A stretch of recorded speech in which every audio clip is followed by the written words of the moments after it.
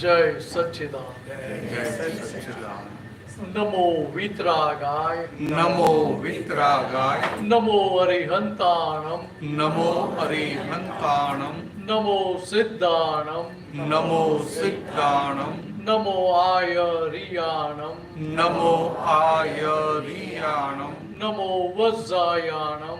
નમો વજ્જાયાણમ. નમો લોય serve સાહુણમ. નમો લોય સૌ સાહુણમ. એસો પંચન મુક્કારો. એસો પંચન મુક્કારો. સૌ પાવપણાસણો. સૌ પાવપણાસણો. મંગલાણમ ચ સૌવેસિમ. મંગલાણમ ચ સૌવેસિમ. પરમમ હવૈ મંગલમ. પડમમ હવૈ મંગલમ. ઓમ નમો ભગવતે વાસુદેવાય. ઓમ નમો ભગવતે વાસુદેવાય. ઓમ નમઃ શિવાય. ઓમ નમઃ શિવાય. જય સચ્ચિદાનંદ. જય સચ્ચિદાનંદ.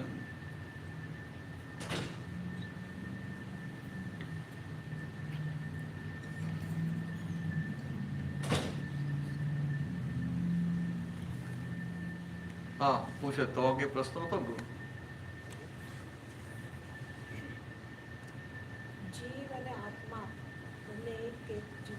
હા, એમનો પ્રશ્ન છે કે જીવ અને આત્મા બંને એક કે બંને જુદા? જીવ કોને કહેવાય? કે જેને એવું ભાન છે કે હું જીવું છું ને હું મરું છું, એને જીવ કહેવાય.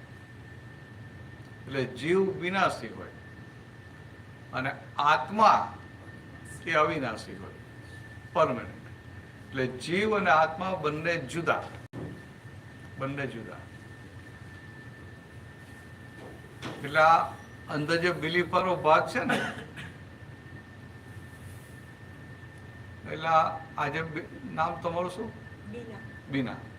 તો બીનાબેન, તમારી અંદર બિલીફ હોય ને, હું બીના છું, બીના છું, બીના છું, બિલીફ હોય.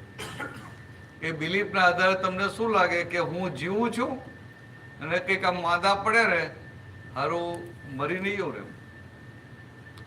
તો કે આ જીવવાની ને મરવાની જેને બિલીફ છે, એ બિલીફ વાળો ભાગ, આ સ્થૂળ ભાગ નહીં, એ બિલીફ વાળો ભાગ એને જીવ કહેવાય. એટલે કે જે જીવે છે, મરે છે, એ જીવ. અને જેને જેને જીવન, જેને જીવવાનું નથી, મરવાનું નથી, એને આત્મા કહેવાય. બંનેમાં ફરક. અને આત્મામાં પણ પછી બહુ બધા ભાગ પાડ્યા. આત્મા એટલે પછી આ મૂઢાત્મા કહ્યું, અંતરાત્મા કહ્યું, પરમાત્મા કહ્યા. પણ બધા એકના એક જ, ખાલી એની દશાના આધારે. એની પણ આવરણ કેટલા ઓછા થયા છે. વધારે પડતા આવરણ હોય એટલે એને ભાન ના થયું હોય કે હું શુદ્ધ ચેતન છું, હું આત્મા છું. એને એવું જોઈએ કે હું બીનાબેન છું, ત્યાં સુધી એને મૂઢાત્મા કહેવાય. પછી એને જયારે ભાન થાય કે ના, હારું હું બીનાબેન નથી, આ બીનાબેન તો ટેમ્પરરી છે ને હું તો પરમાનન્ટ, એટલે કે હું શુદ્ધ ચેતન જેવું સાધારણ ભાન થાય ને, એટલે એની અંતરાત્મ દશા થાય. બે જાઓ અહીંયા, એટલે એની અંતરાત્મ દશા થાય, અંતરાત્મા. અને જ્યારે આ પાટલા બધો ભરેલો માલ, પાટલા અવતારનો જે બધું પ્રારબ્ધ કર્મ વાળો ભાગ, એ બધો ખાલી થઈ જાય, નવું કોઈ કર્મ બાકી રહે નહીં, અને પ્રારબ્ધ કર્મ બધું ખાલી થઈ જાય, એટલે પછી એના બધા આવરણ ખસે, એટલે સિદ્ધમાં જાય. એટલે આ જયારે દેહમાં રહીને પણ આવરણ ખસે એટલે પરમાત્મા દશા કહેવાય.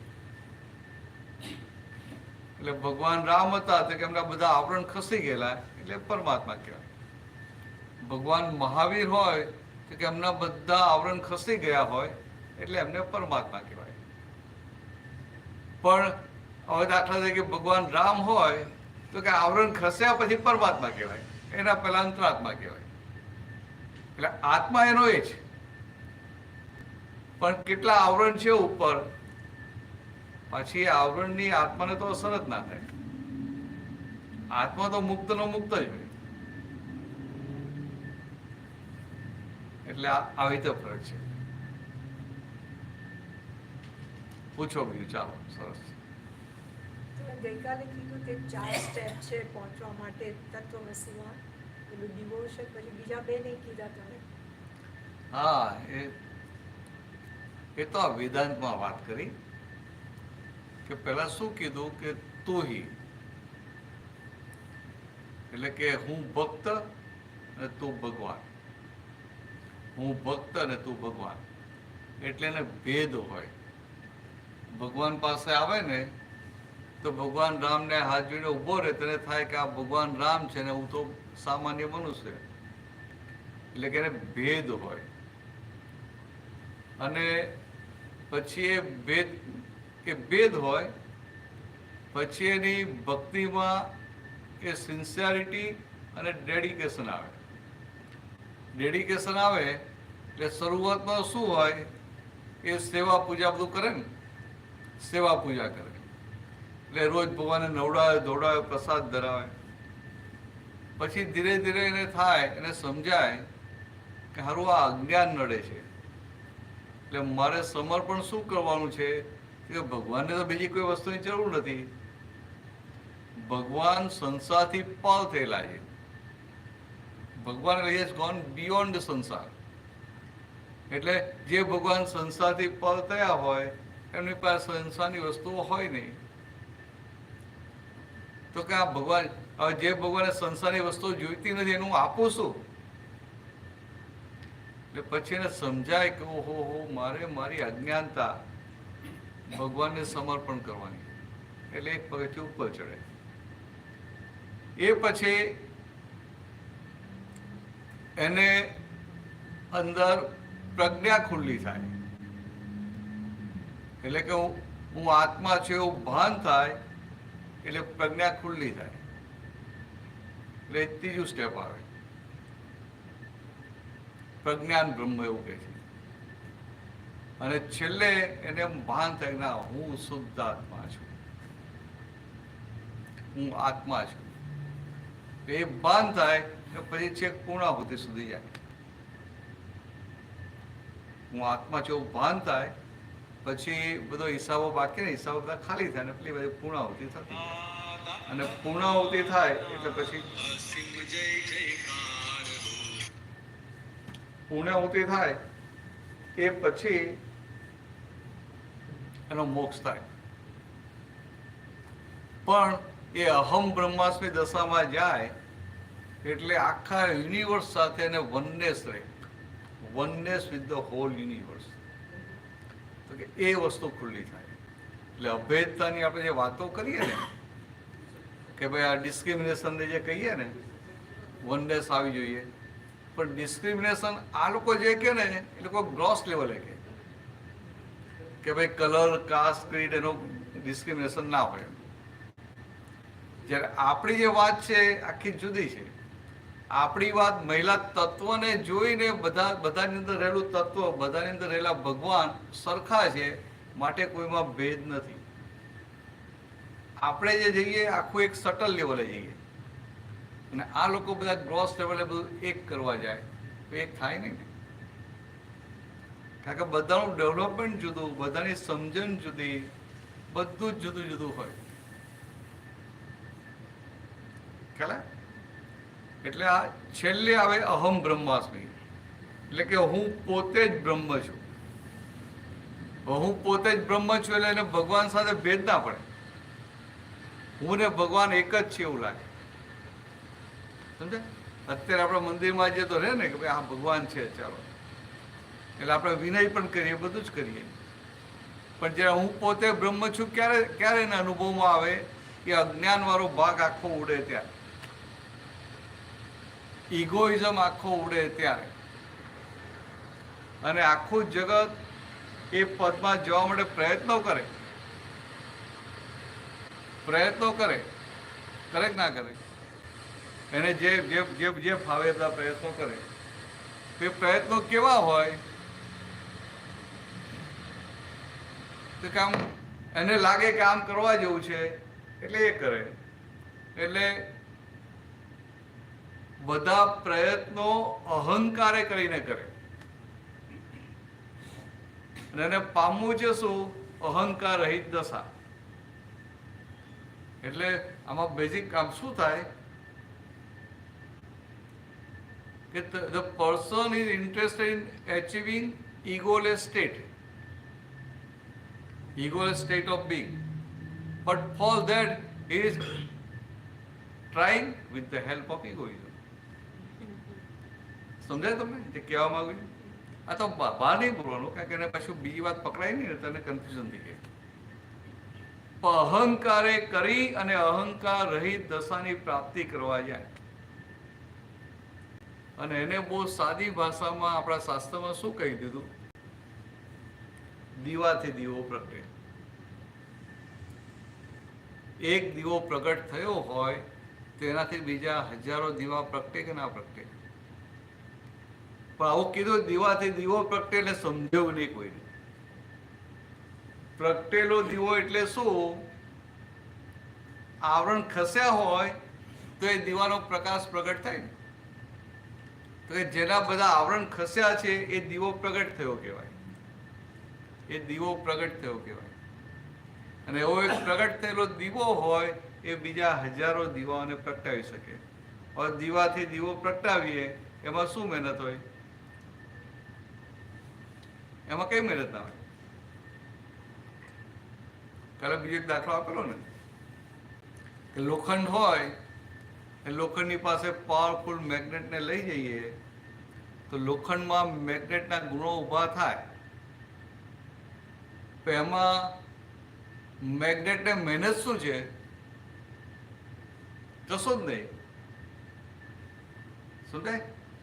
ખાલી આ નજીક આવ્યા અને લોખંડમાં એક ગુણ ઊભો થાય.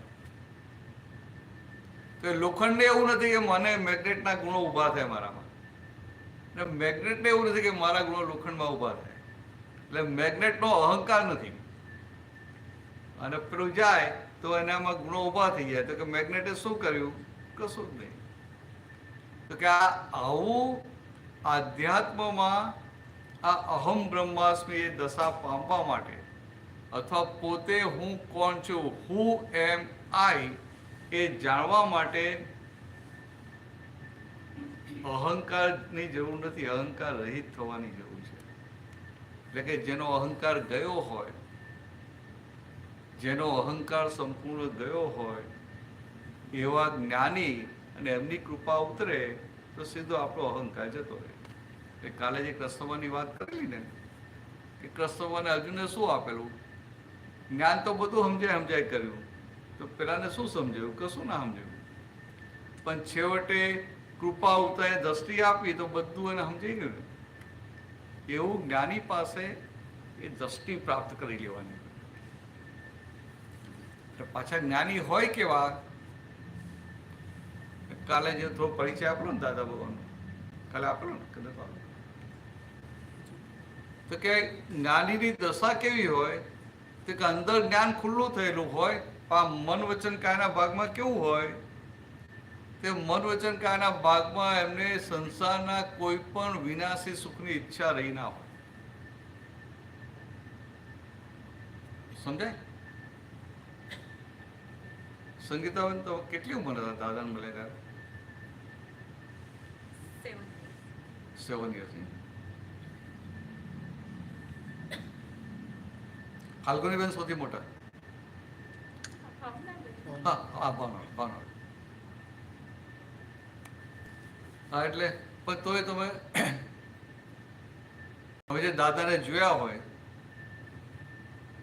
હવે એ ઉંમર બહુ નાની કહેવાય ને,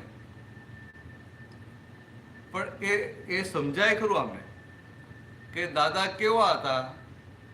તો કે આ જગતની કોઈ પણ વસ્તુની ઈચ્છા ના હોય, કોઈ પણ વસ્તુ જોઈતી ના હોય, એટલે આ જગતની કોઈ પણ વસ્તુ એમના ચિત્તનું હરણ ના કરી શકે. મુક્ત હોય, મુક્ત. અને જે મુક્ત હોય એની આંખોમાં કરુણા દેખાય, ને એનું મુક્ત હાસ્ય હોય, કારણ કે પોતે છૂટા ને છૂટા હોય ને. હવે એમને ભલે નાની ઉંમરે જોયા, પણ ક્યારેય ભૂલી શકો ખરા? કોઈ ભૂલાવવા જાય તો એ ભૂલે નહીં. એટલે કે આમ બહુ મોટો આમ કે મોટો સુંદર પ્રસંગ હોય ને, લગ્નનો પ્રસંગ હોય ને એમના ઘરે જ હોય તો કેટલું બધું માથે હોય ને, ચલો આમ કરો આમ કરો આમ, પણ છતાંય દાદા ભૂલાય નહીં. તો કે આ શું હોય કે જ્ઞાની પુરુષ એવા હોય કે તમે એકવાર જુઓ પછી આખી જિંદગી ભૂલી શકો નહીં. કેમ? તો કે આવી પવિત્ર મૂર્તિ જોવા જ ના મળે. તમે એક જ વાર જુઓ ને તમારા ચિત્તનું હરણ કરી લે, એટલે અદભુત રહે. પૂછજો બીનાબેન, એટલે પૂછ્યા કરજો, પૂછવાની જગ્યા છે, તમે પૂછજો. હા, કાલના રેફરન્સમાં જે આગળ પૂછવું હોય ને બધું. તો કૃષ્ણ ભગવાને દ્રષ્ટિ આપી અર્જુનને, તો એ દ્રષ્ટિ એટલે ટેમ્પરરી. એવું હતું કે એ સમય કયો હતો? દ્વાપર યુગ હતો, બરાબર? એટલે દ્વાપર યુગમાં એકવાર એનો મોહ ઉડાડ્યો, પછી દ્રષ્ટિ પાછી લઈ લીધી. ખ્યાલ આવે? અને આ કલયુગમાં આવી દ્રષ્ટિ પ્રાપ્ત થઈને પાછી લઈ લે ને તો પાછો સંસાર ફરી વળે, એટલે પરમાનન્ટ આપવી પડે. ખ્યાલ આવે? એટલે આ તમને જે પહેલી બે આજ્ઞા આપી છે ને એ દ્રષ્ટિ કહેવાય. કૃષ્ણ ભગવાને અર્જુનને જે દ્રષ્ટિ આપી હતી ને એ દ્રષ્ટિ, એટલે તમને પરમાનન્ટ આપવી પડે. અને જો તમને 5 મિનિટ માટે આપી હોય બધું ભાન થઈ જાય, આનંદ થઈ જાય, તો પાછું સંસારની બધી અસરો હોય ને કલયુગની, એ કલયુગમાં કર્મો બહુ ભરેલા હોય, એટલે એના ધક્કા વાગે એટલે પાછું ખસી જાય. એટલે આ અહીંયા પરમાનન્ટ આપવી પડે. અને અર્જુનને એ તો બધા પાત્રતા વાળાને બધા સમય પણ જુદો ને, દ્વાપરનો સમય, એટલે તો એક વાર ચાખ્યું ને એટલે પછી છોડે નહીં.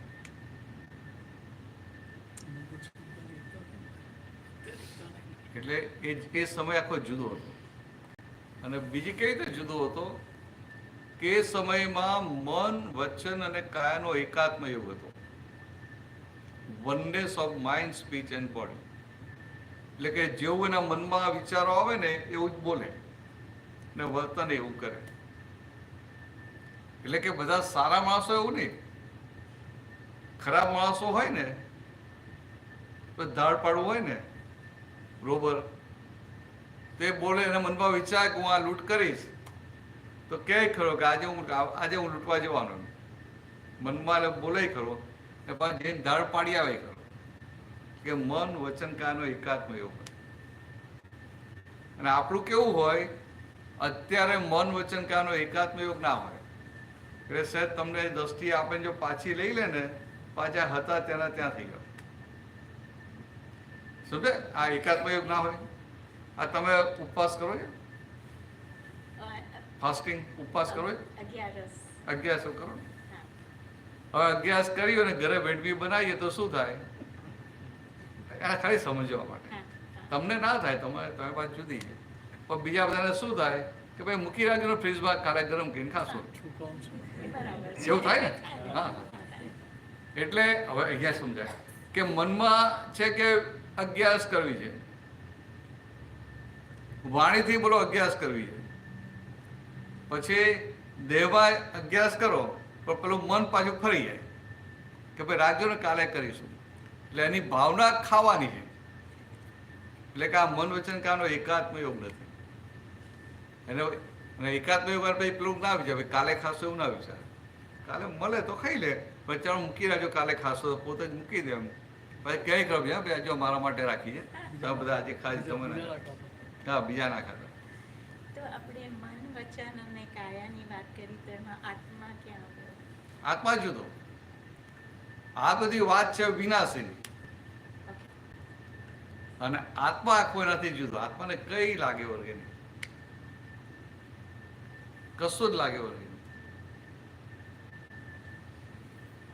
પણ એ સમજાય ક્યારે કે જયારે ભાન થાય ને કે હું આત્મા છું, ત્યારે હું શુદ્ધ ચેતન જેવું ભાન થાય ને ત્યારે પછી એ બધું આખું સમજાય.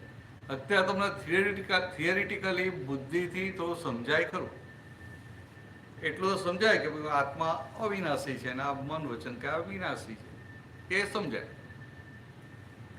પછી આ સંસારના સુખો બધા ટેમ્પરરી છે, વિનાશી, એવું સમજાય ખરું.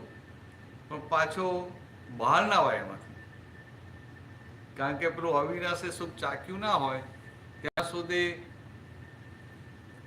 આ બહુ તાપ પડતો હોય, ગરમી હોય, આ ઇન્ડિયામાં બહુ તાપ પડે છે ને અત્યારે, તો કંઈક એને જરૂર પડે કે ચાલતા બહાર નીકળવું પડે, તો પછી ઝાડ આવે તો ઝાડ નીચે ઊભો રહી જાય ને, તો ઝાડ નીચે કેટલી ઠંડક લાગે.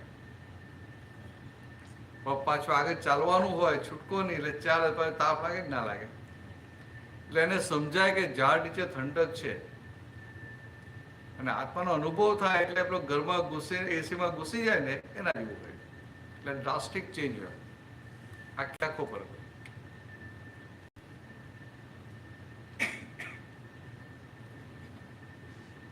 આવું પૂછ્યા કરવાનું, પૂછો ને એટલે એ વાતો નહીં, નહીં તો મારે શું દીધે રાખવી પડે, સામાન્ય વાતો કર્યા કરવી પડે, 1 2 3 ડબકા મૂક્યા કરવા પડે, તમે ઊભા થઈને ભાગી ના જાઓ. મહેશભાઈ બરાબર ને? એટલા માટે જ કહેવામાં આવે ને કે કંઈ પણ કરવું હોય તમારે સારું કામ કે ગમે તેવું હૃદયથી કરો, રાઈટ? હા, મીન્સ બરાબર છે. કમાવો. હવે આપણું કેવું છે, હૃદયથી કરીએ ખરા, તો પાછું કંઈક ખબર પડે તો બધું હૃદય તૂટી જાય. સમજાય? તમને કે આ બહુ સારી જગ્યા છે, ડોનેશન આપવા જેવું છે, તમે ડોનેશન આપી આવો, અને પછી મહિના પછી ખબર પડે કે આ તો બધા પૈસા ગાલી જાય છે, તો શું થાય? હૃદય તૂટી જાય. આ કાળ એવો છે, સમય એવો છે, સમયનો પ્રભાવ. એટલે આમાં એને રાખવો હોય તોય રહે નહીં, રાખવો હોય તોય રહે નહીં. અને પેલું કલ્યુમાં મન વચન કારનો એકાત્મ યોગ હોય ને, એને ખબર છે કે અહીંયા આ સાહિત્ય વપરાય છે, એટલે પછી એને બીજું કંઈ જોવાનું ના આવે.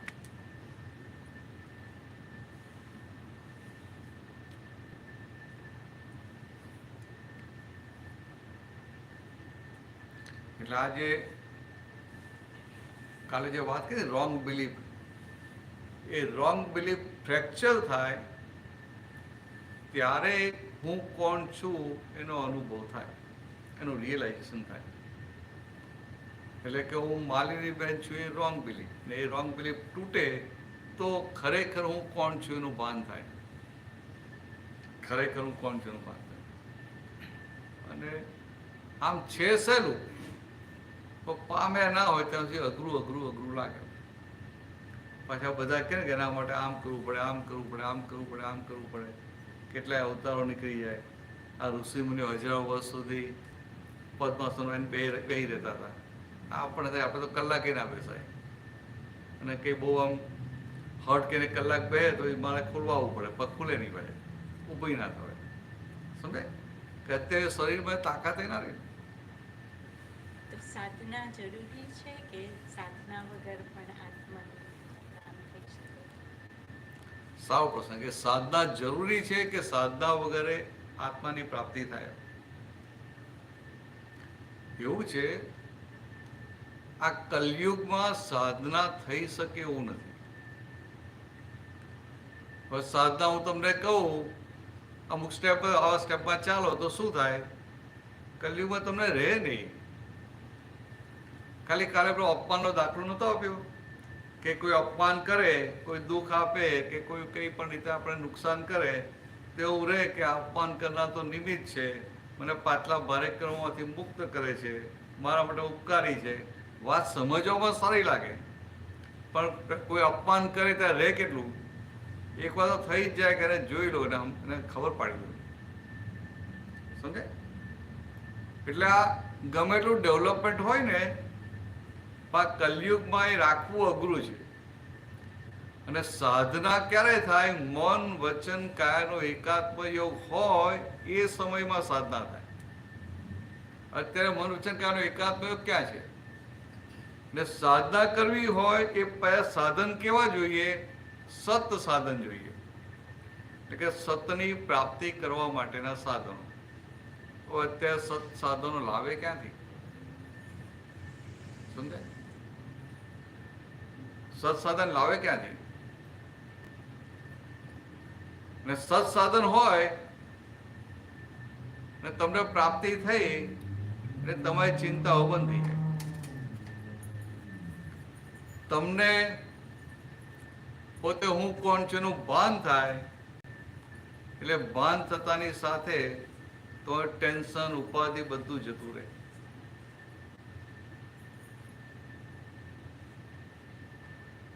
તમારા ક્રોધમાન બાળક જતા રહે, અહંકાર જતો રહે. તો કે આ બધું જાય તો માનવું કે આ મારી સાધના ફરી. ને તો સાધના એટલે પાછું બધા કેવું તમે કર્યા કરો ને તો ધીરે ધીરે થાય. ધીરજ રાખો કે શું કે ધીરજ રાખો. એટલે ભાઈ દહીં બનાવો ને દૂધમાં દહીં નાખે તો હવારે દહીં થઈ જાય છે. તમે ધીરજ એક દિવસ રાખે કે મહિનો રાખે કે 6 મહિના રાખીએ પણ કે આ 50 વર્ષ થઈ ગયા 60 વર્ષ થઈ ગયા હજી પરિણામ ના આવ્યું તો વિચારવું ના પડે. આપણે કોઈને ખોટા નથી કહેતા પણ વાસ્તવિકતા તો સમજવી પડે ને. પેલા આપણે રિયલાઇઝેશન તો થવું જોઈએ ને. You want to ask me any question? No, I don't have any. You don't have any question. So you are very, very happy. Enjoy.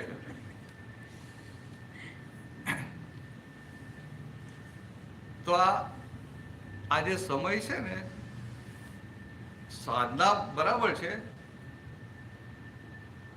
પણ સાધનો આ કાળમાં લોકો સાધનો જે છે ને સાધન એના સમય ઉપયોગ એને મૂકી દેવા માટે હતા. અને આ સમય એવો આવ્યો કે લોકો સાધનોને ચોંટી પડે. સમજાય?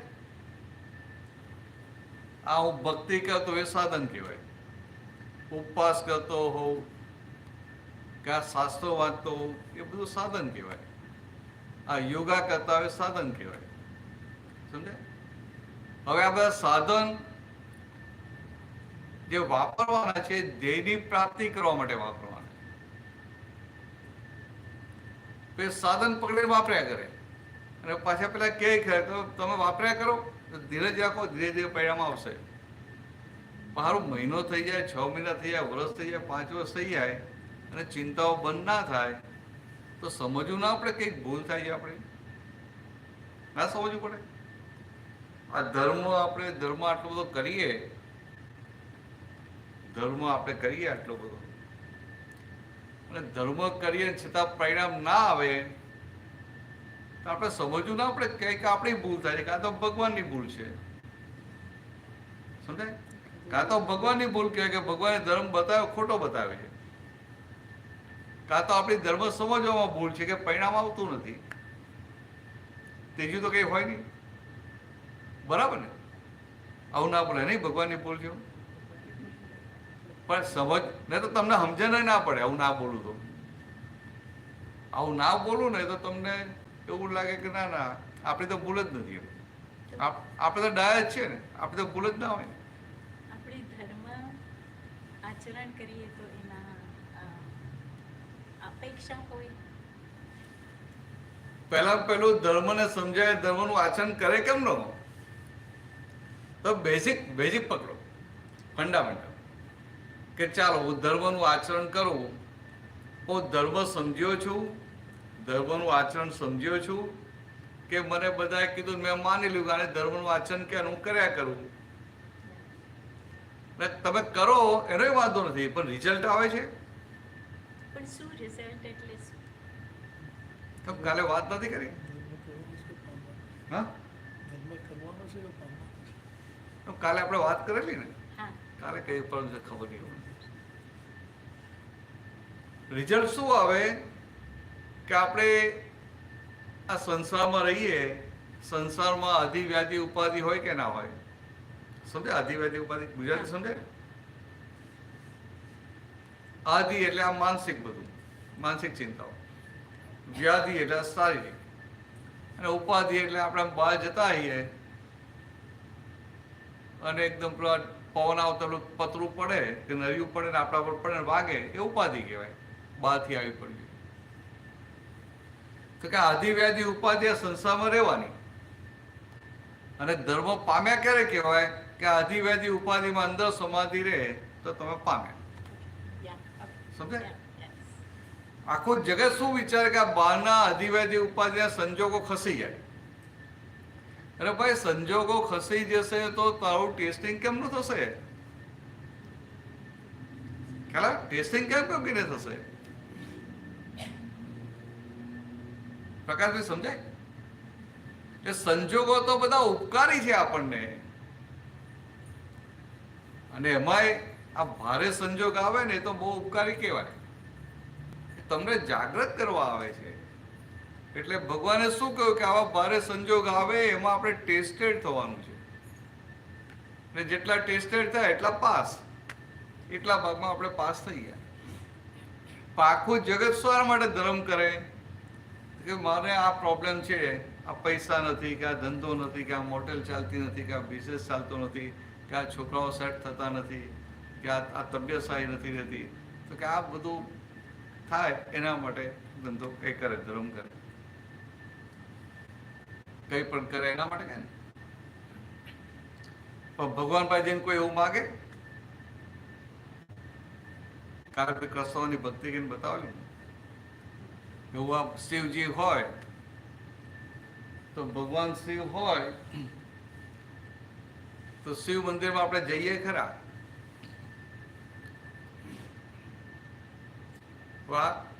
આજે હિન્દુસ્તાનમાં મંદિરો છે ને ઠેર ઠેર, બહુ મોટું વિજ્ઞાન છે. આપણે ગામડાઓમાં ગલીએ ગલીએ નાની ડેરી બનાવી હોય પહેલા ગામડાઓમાં. પેલો નીકળ્યો હોય ને તો જેટલી ડેરી હોય દર્શન કરવા જાય નહીં, પણ દૂરથી માથું નવાઈ જાય, કે સાયકલ પર જતો હોય ને તો આમ જોઈને માથું નવાઈ જાય.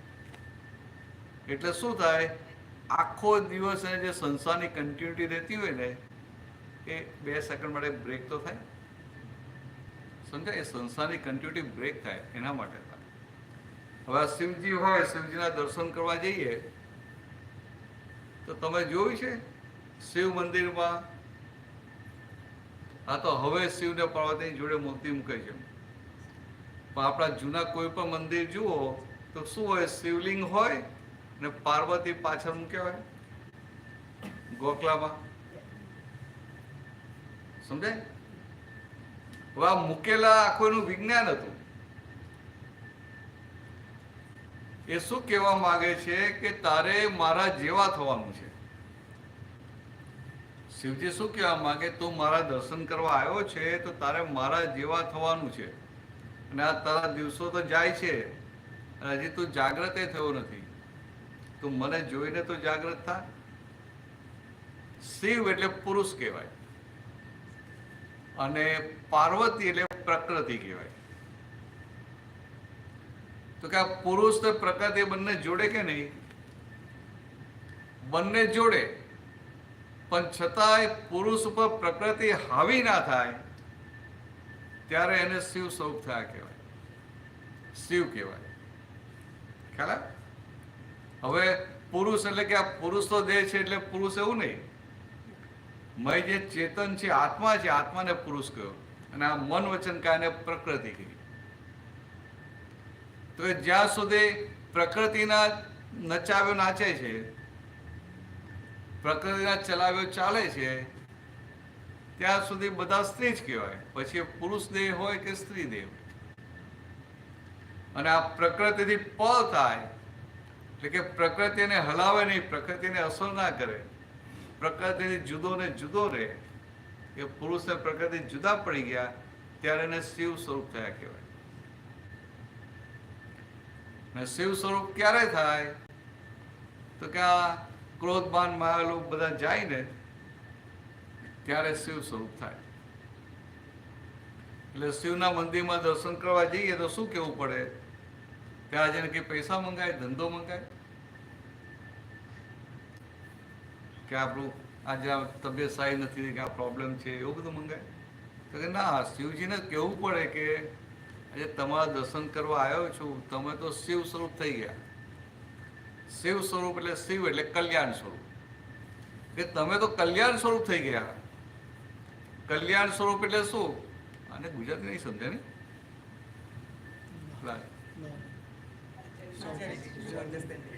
You don't understand Gujarati? Or it's okay. I know Sanskrit, so I am understanding. Or you know Sanskrit, okay. So you can make out. But afterwards, if you have any problem, you can ask me. Sure. Just now, let me talk in Gujarati. Please continue with the Gujarat. Thank you. તો શિવજીને કહેવું પડે કે તમે તો શિવ સ્વરૂપ થયા, એટલે કે તમે કલ્યાણ સ્વરૂપ થયા. કલ્યાણ સ્વરૂપ એટલે કેવા કે એમનું પોતાનું સંપૂર્ણ કલ્યાણ થઈ ગયું અને બીજાનું કલ્યાણ કરવાનું જેનામાં સામર્થ્ય છે એને શિવ સ્વરૂપ કહેવાય. આપણે બહુ સ્થૂળમાં પકડી લઈએ કે શિવજી એટલે હિમાલયમાં બેઠા હોય, માથે જટા હોય, ગળામાં નાગ હોય, ત્રિશુલ હોય, ઉપર ગંગાનું અવતરણ થયું હોય તો કે આપણે શિવજી એવું કહીએ ને. પણ દરઅસલ શિવજીનો મિનિંગ આ છે, શિવ એટલે કલ્યાણ સ્વરૂપ, કે જેનું પોતાનું સંપૂર્ણ કલ્યાણ થઈ ગયું, જેની અંદર ક્રોધ, માન, માયા, લોભ, રાગ, દ્વેષ, અહંકાર, મતભેદ, અથડામણ, ઈર્ષા, હરીફાઈ, આ બધું જતું રહ્યું. એટલે કે જે અંદરના, જેમને અંદરના બધા જ દુશ્મનોને જીતી લીધા છે, જેમને અંદરના બધા જ દુશ્મનોને જીતી લે. આપણે અંદરના દુશ્મનો કહેવાય ને, કે બહારના કહેવાય. આ પ્રકૃતિમાં જેલસી હોય, હરીફાઈ, જેલસી હોય, એ શું કહેવાય? અંદરના દુશ્મન, બહારના ના કહેવાય. પછી એ જેલસી કોઈ વ્યક્તિ સાથે બહાર આવે, પણ છે તો આપણે અંદર પડેલું ને.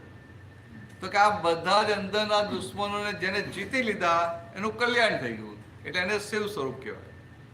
ને એમાં પાછા પોતાનું કલ્યાણ થઈ ગયું તો બીજાને કલ્યાણ કરવામાં નિમિત્ત બની શકે એવી શક્તિ હોય, સામર્થ્ય હોય, એને શિવ સ્વરૂપ કહેવાય. એટલે શિવજીને શું કહેવું પડે કે ભગવાન તમે તો શિવ સ્વરૂપ થઈ ગયા, તમે તો શિવ સ્વરૂપ થઈ ગયા, તો મારી હાલત કેવી છે કે આ બધા અંદરના દુશ્મનોએ મને જીતી લીધો છે. તમે અંદરના બધા દુશ્મનોને જીતીને શિવ સ્વરૂપ થઈને બેઠા છો, અને મારી હાલત કેવી છે કે અંદરના દુશ્મનોએ મને જીતી લીધો છે. બરાબર? તો કે આ તમને બધા નહીં હોય એટલા બધા અંદરના દુશ્મનો, અહીંયા ઓછા હોય, પણ ખાલી એક સમજવા માટે. હા, ઇન્ડિયા મૂકીને આવ્યા હોય ને, એ તો આ સીપી એટલે એમને ખબર હોય, એમને બધું ઓડિટ હોય કે કોના કેટલા છે, શું છે. તો આ મને આ અંદરના દુશ્મને મને જીતી લીધો છે. તો કે આજે તમારા દર્શન કરવા જોઈએ કે કૃપા કરો કે તમારી જેમ હું પણ અંદરના બધા દુશ્મનોને જીતી અને તમારા જેવો થવું. તો ભગવાનને આનંદ થાય કે ના થાય? ભગવાનની શક્તિઓ મળે કે ના મળે? પણ રામ તારી માયા કોઈ સાવ તો આપણે માગતા જ નથી. માગીએ આવું ભગવાન પાસે માગો છો? હા કે ના તો બોલો. આવું ના માગીએ આપણે. એટલે પૂજ્યો, ચાલો પૂજ્યો આગળ. મને સાંજે પેલું માગો ને, સંસાર માગો, તો સંસારના બધા જે તકલીફ માગો તો મળે ખરું. તો કેવું છે, ભગવાન ભગવાન છે, પણ જગતમાં બધાને એવું કહેવું પડે કે ભાઈ ભગવાન પાસે માગજો, ભગવાનની ભક્તિ કરજો, એટલે ભગવાન આપણી પર કૃપા ઉતારે ને ભગવાન આપણું કામ કરી નાખે. તો કેવું પડે ના કેવું પડે? પણ જો વાસ્તવિકતા જાણવી હોય તો ભગવાન આ બધામાં દખલ ના કરે, ઇન્ટરફિયરન્સ કરે જ નહીં.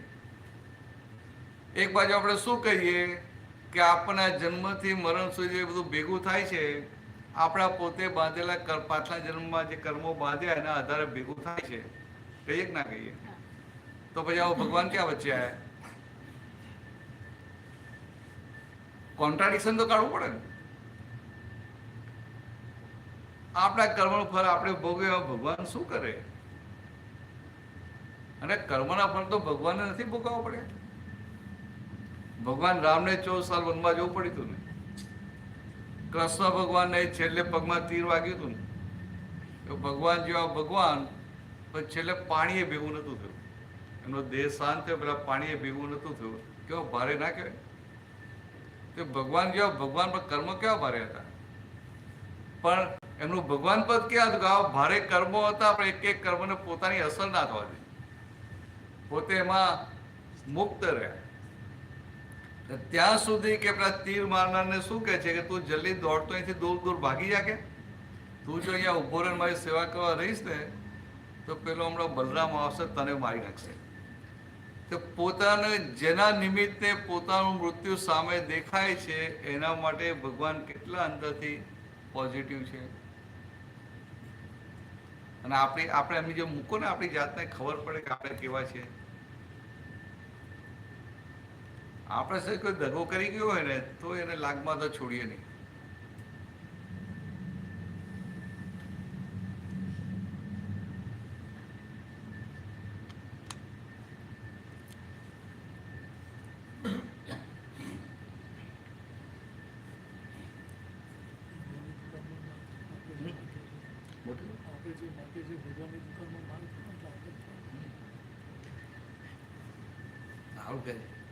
આપણે છે ને અહીં તો મોલમાં ઇન્ડિયામાં મોલ થઈ ગયા. પહેલા આપણે કઈ જ્વેલરી લેવી હોય તો સોનીની દુકાને જવું પડે ને, ઝવેરીની દુકાને જવું પડે ને. કરિયાણાની દુકાનમાં જઈને કહે કે મને સોનું આપ તો આપે ખરો. તો એ જેની દુકાનમાં જે માલ હોય એ આપણને આપે. સમજાય? હવે ભગવાનની દુકાનમાં કેવો માલ હોય? પણ આપણે જઈને ત્યાં ભગવાનની દુકાનમાં જઈને આપણે ગ્રોસરી માંગીએ ભગવાન ભક્તિનો માલ હોય. ભક્તિ તો આપણે કરીએ, ભગવાન તો ભક્તિને એ દશામાંથી બહુ ઉપર જતા રહ્યા. ભગવાનની તો એવી દશા થઈ ગઈ કે કોઈ એમની ભક્તિ કરે કે કોઈ એમનું અપમાન કરે, બંને એમના માટે સરખા હોય. સરખા નહીં, બંનેનું બધા હિત જ હોય. જે ભક્તિ કરતો એનો પક્ષપાત ના કરે. એટલે આપણે એવું કહીએ કે ભગવાન ભક્તનું જુએ, પણ જો ખરેખર ભગવાન હોય તો આપણે હ્યુમન બિંગ પક્ષપાતી રહીએ, પાર્શિયલ રહીએ, અને ભગવાન ઇમ્પાર્શિયલ હોય. ખ્યાલ? એટલે આ રામનો ભક્ત હોય અને પછી બીજા શહેરમાં ગયો અને કૃષ્ણના મંદિરમાં ઘૂસી ગયો તો પછી હવે તો થોડું મન બ્રોડ થઈ ગયા ને. પહેલા તો એવું હતું કે કૃષ્ણ હોય તો શિવના મંદિરમાં જાય, શિવ હોય તો કૃષ્ણના મંદિર. હવે તો મન બ્રોડ થઈ ગયા. હવે પછી કૃષ્ણ ભગવાને કહે કે હું આવ્યો છું અહીંયા ધંધાના કામ માટે, બધા પ્રોબ્લેમ છે, મને આશીર્વાદ આપો, મારું જલ્દી કામ પતી જાય. તો કૃષ્ણ ભગવાન પછી એવું કહે ને તું ભક્તિ તો કે રામની કરે છે અને માગવા મારી પાસે આવે છે ક્યાં ત્યાં ઓકે. ભગવાન એવું કે તું ભક્તિ રામની કરે છે, મને તો યાદ નથી કરતો, અને માગવા મારી પાસે આવે જ્યાં ત્યાં જ જ્યાં. કેમ? તો કે ના, એવું કે તો ભગવાન જ ના કહેવાય, કારણ કે ભગવાન નિષ્પક્ષો હોય. સમજાય? પણ આવી પાયાની વાત આપણા ધ્યાનમાં જ નથી હોતી. અને તમે પૂછો, ફર્સ્ટ ટાઈમ આવ્યા ને તો બધું પૂછે, આ પૂછવાની જગ્યા છે. હવે અહીંયા લેક્ચર આપવા નથી આવ્યા. સાંભળવાની મજા આવે છે. મજા આવે નહીં? ભગવાનની ડેફિનેશન.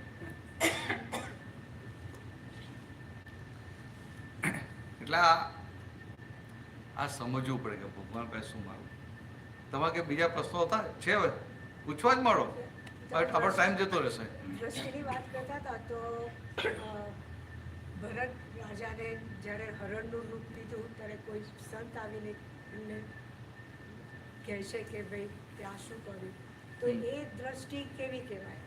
એ પણ હ્યુમનમાં ને એનિમલમાં સરખો જ હોય કે? આ જે તત્વ દ્રષ્ટિ છે ને, આપણે જે દ્રષ્ટિની વાત કરીએ છીએ ને, એ દ્રષ્ટિ ખાલી મનુષ્ય પાસે હોય. મનુષ્ય પાસે એટલે કેવું થયું? બે પ્રકારની દ્રષ્ટિ. એક દ્રષ્ટિ બહિર્મુખી, એટલે કે આ બહારનું બધું જુએ, આ વિનાશી બધું જુએ.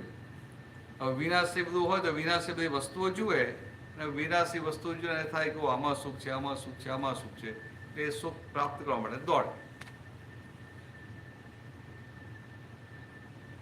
તો કે એને વિનાશી દ્રષ્ટિ કહેવાય. અને જ્યારે કોઈ જ્ઞાની મળે અને એની દ્રષ્ટિ 180 ડિગ્રી ફેરવી આપે એટલે શું થાય કે વિનાશી સુખો એની જગ્યાએ ઊભા રહે ખરા, એ વિનાશી સુખો ભોગવે ખરો, પણ એની દ્રષ્ટિમાં શું હોય કે સાચું સુખ તો મારી અંદર છે. કે આવી રીતે દ્રષ્ટિ બદલાવી, સમજે? દ્રષ્ટિ, તે દ્રષ્ટિ બદલાય ત્યારે એનું કામ થાય. ધ્રુવ કાંટો આખો સેટ થાય, નહીં બીજા આમ તેમ પ્રયાસ કરે. એટલે બહુ મોટું છે, દ્રષ્ટિ બદલાવવું બહુ મોટું છે. આપણે જેટલી વાત કરતા હતા ને એ દ્રષ્ટિ બદલવાનો પ્રયોગ છે.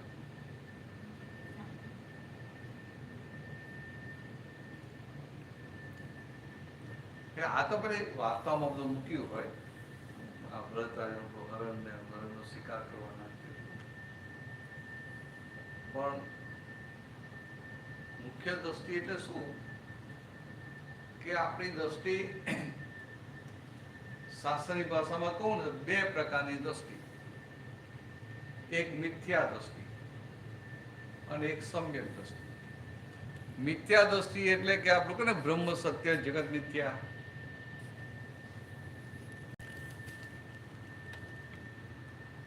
બ્રહ્મ સત્ય જગત મિથ્યા સાંભળી છે ને?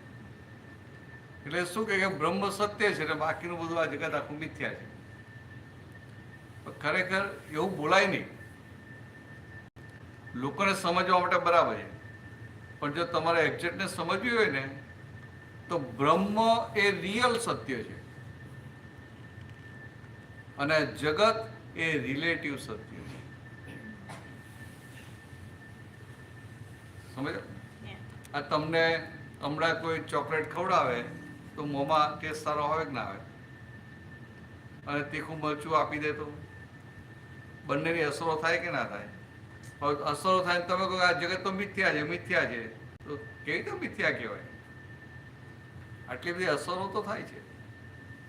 એટલે કે આ અસરો થાય છે એટલે શું કે આ જે ટેમ્પરરી અસર થાય છે. એટલે કે જગત પણ સત્ય છે, પણ કેવું સત્ય? રિલેટિવ સત્ય. અને પેલો આત્મા એટલે બ્રહ્મ એ રિયલ સત્ય. રિયલ એટલે પરમનન્ટ, કાયમ. અને વ્યવહાર સત્ય, રિલેટિવ સત્ય એટલે ટેમ્પરરી. થોડી વાતો નવી છે ને પૂછજો, તમે પૂછો તો થોડી વધારે વાતો નીકળે. એટલે આપણા ત્રણની લાઈન તો એક જ ને, ત્રણે સિવિલ એન્જિનિયર.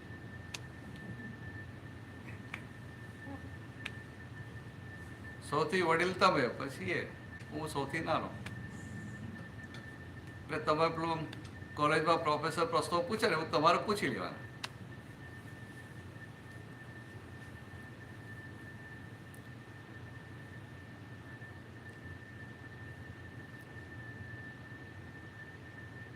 એટલે આ દ્રષ્ટિ જે મિથ્યા દ્રષ્ટિ અને સમ્યક દ્રષ્ટિ. મિથ્યા દ્રષ્ટિ એટલે શું કે એને સંસારના સુખોમાં સુખ લાગે છે, સંસારના સુખોને સાચું માની અને એની પાછળ દોડે, અને એમાં કંઈક ફાયદો થાય તો એને આનંદ થાય, અને નુકસાન જાય તો દુઃખી થઈ જાય. એને મિથ્યા દ્રષ્ટિ કહે. અને સમ્યક દ્રષ્ટિ એટલે એ દ્રષ્ટિ આખી બદલાય. એટલે કે આમ આ સંસારના સુખો ભોગવે ખરો, પણ એમાં પોતે હોય નહીં, એનું ધ્યાન પોતાની તરફ હોય. તમને દાખલો આપો, બધા ઇન્ડિયામાં રહેલા ને, ઇન્ડિયામાં આપણું આ કન્સ્ટ્રક્શનનું કામ ચાલતું હોય તો પેલા મજૂર લોકો હોય ને, મામા, અમારી બાજુ મામા કે ચરોતરભાઈ, એટલે પેલા મજૂરો આવ્યા હોય, તેમાં મજૂરનું નાનું બેબી હોય ને તો એ તો કામ કરવા આવે, કે વર્ષ સુધી રજા ના પાડે, એ તો આજે ડિલિવરી થઈ ને આજે પછી કામ કરવા મળે એવા હોય, કારણ કે પૈસાની જરૂર પડે ને. મજૂરબાઈ હોય તો કોન્ટ્રાક્ટર પાસે કામ કરતી હોય તો એનું નાનું બેબી હોય તો શું કરે? ત્યાં પેલા સાલ્લામાં કે ઓઢણીમાં પેલું બે ઝાડ પર બાંધી એમાં લટકાવી દે, એનું એક ગોળિયું થઈ જાય. પછી કામ કરે કે ના કરે? કામ એને બરાબર કરવું તો પડે ને, કે કોન્ટ્રાક્ટર છોડી દે કે ચાલો બતાવો બેબી છે તું અડધું કામ કરે, ઓછું કામ કરજે, તો કે ના, તો પૈસા જ ના આપે. એટલે બધું કામ કરતી હોય પણ આખો વખત એનું ચિત્ત ક્યાં હોય? બેબીમાં હોય કે ના હોય? સમજાય? એવું જેની દ્રષ્ટિ મિથ્યામાંથી સમ્યક થઈ હોય, આ સંસાર બધો ભોગવતો હોય, એનું ધ્યાન હોય અંતરિક્ષ.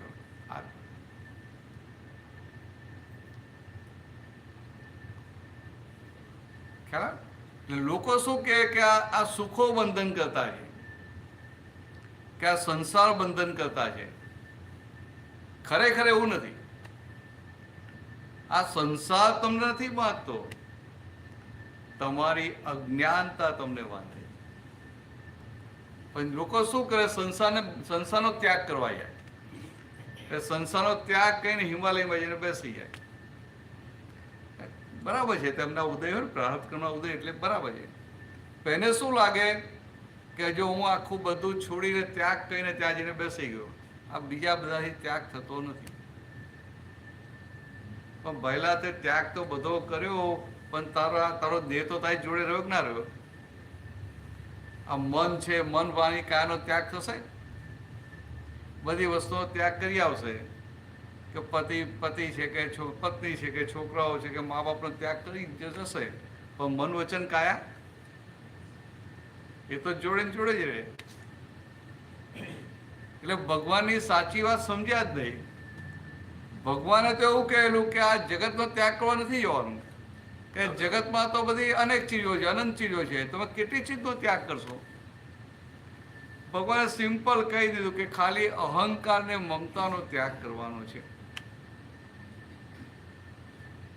બિરાબન સમજાય? અહંકાર અને મમતા આ બે વસ્તુનો ત્યાગ થઈ ગયો તો બધું તમારું કામ થઈ ગયું.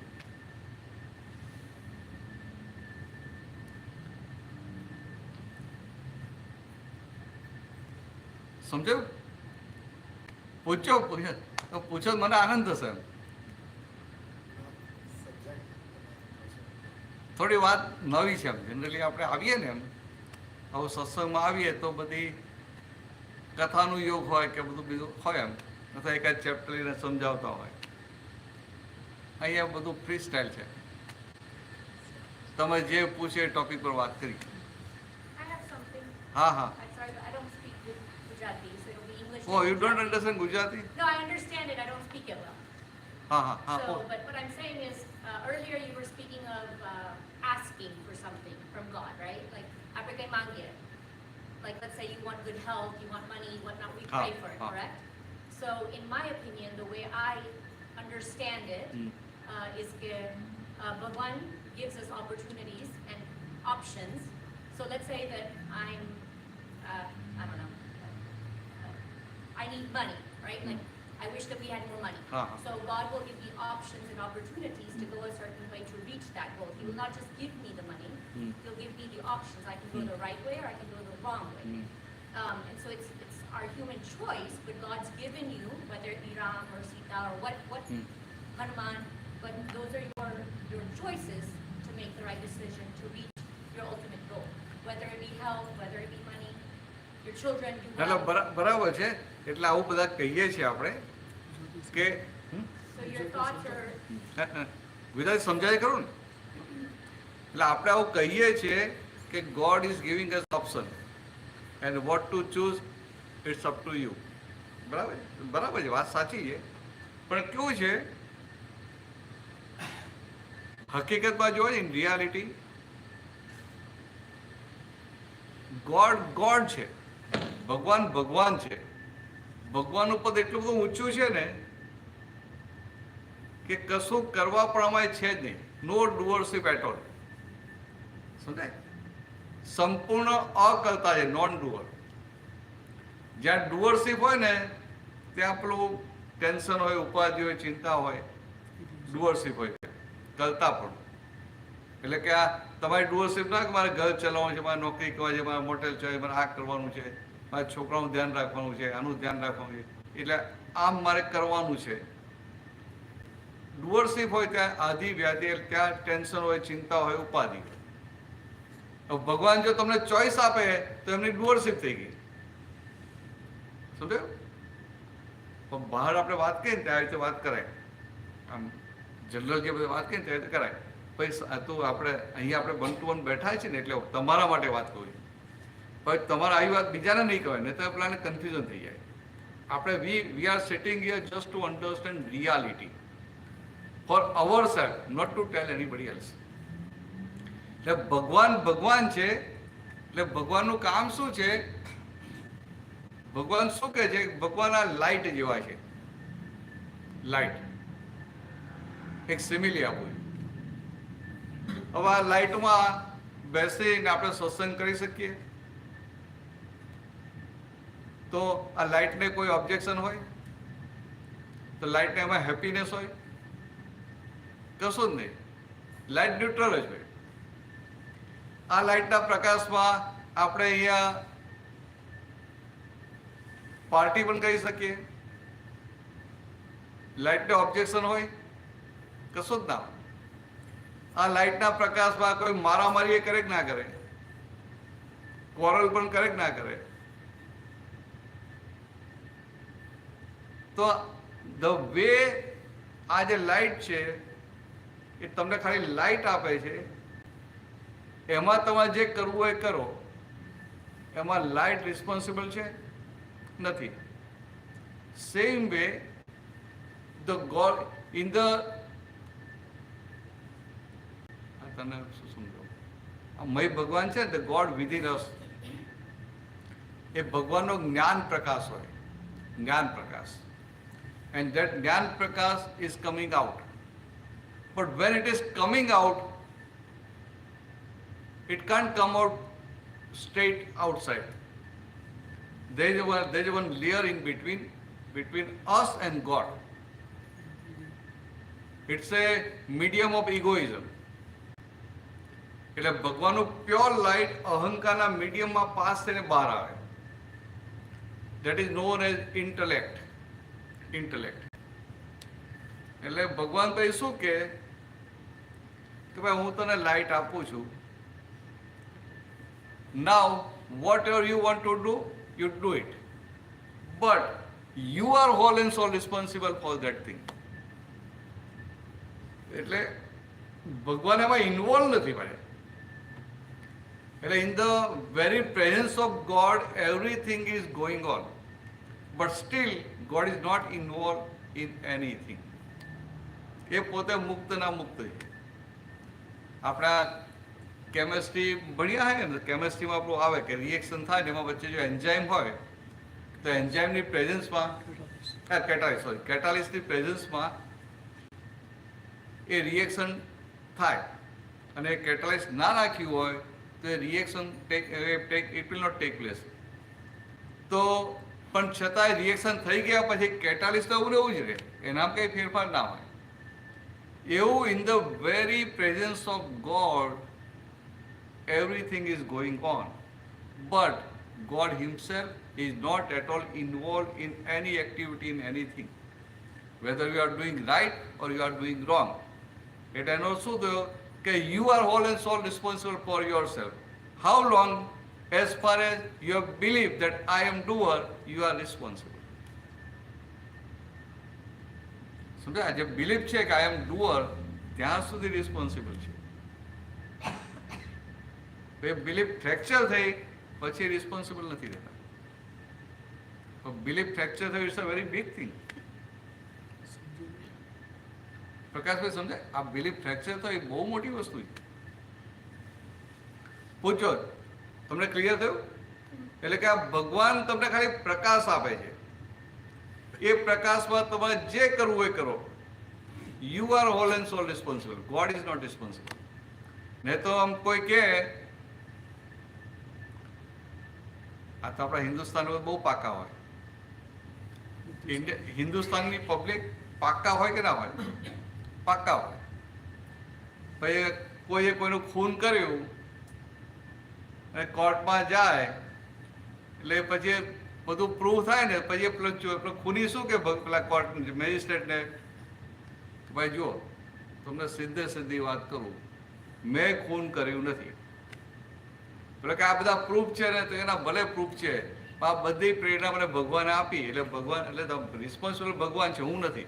કે ના કે આપણે કે ભગવાન કરાવે છે તો પછી કોઈનું ખૂન કરે તો ભગવાને કરાવ્યું ને, તો પેલો ખૂની તો ઇનોસન્ટ કહેવાય ને. Well, not in that, no, what I'm saying is, that's not what I'm saying, that you blame God for your choices. I'm saying He gives you free will to make those choices. હા બરાબર, free I'm will. not going to- now when you say free will એટલે એને ગુજરાતીમાં પુરુષાર્થ કહેવાય, પુરુષાર્થ. But that you must understand in real sense, in exactness. We say, we use the word free will, but we don't know what is free will. Free will means something where you are independent. And when you are governed by circumstances, you don't have free will there. એટલે આપણે કહીએ ખરા કે ભગવાને આપણને free will આપી છે, પણ એ ફ્રી વિલ ક્યાં એપ્લાય થાય છે ને એ આપણે સમજતા નથી. જનરલી આપણે ફ્રી વિલને ક્યાં એપ્લાય કરીએ? આ બધું જે કરવાના ભાગમાં. કોઈએ સારું કર્યું તો કે એને ફ્રી વિલથી સારું કર્યું, અને કોઈ ખોટું કરે તો કે એની ફ્રી વિલ. એટલે આ આમ જોવા જઈએ ને, where free will will not apply, action of body, free will ના apply થાય. Speech, free will apply ના થાય. And action of mind એટલે thoughts, ત્યાં પણ free will apply નથી થતી. પણ લોકો કહી દે કે ફ્રી વિલ એટલે મારે જે કરવું, તારે જે કરવું એ તું કરી શકે. હવે આ વાત કેમની સમજાય? તમને સમજાય? હા, તમે ઘણી વાર બોડી આપણે કંઈ પણ કામ કરવું હોય ને, આપણે કરવું હોય પણ થાય જ નહીં. અને ઘણી વાર ના કરવું હોય તોય કરવું પડે. Free will means you are free to do as per your will, but it happens. એવું થાય છે ખરું? એટલે ફ્રી વિલની જે ભગવાને વાત કરી છે ને આખી એ સમજવી પડે. શું નામ શું તમારું?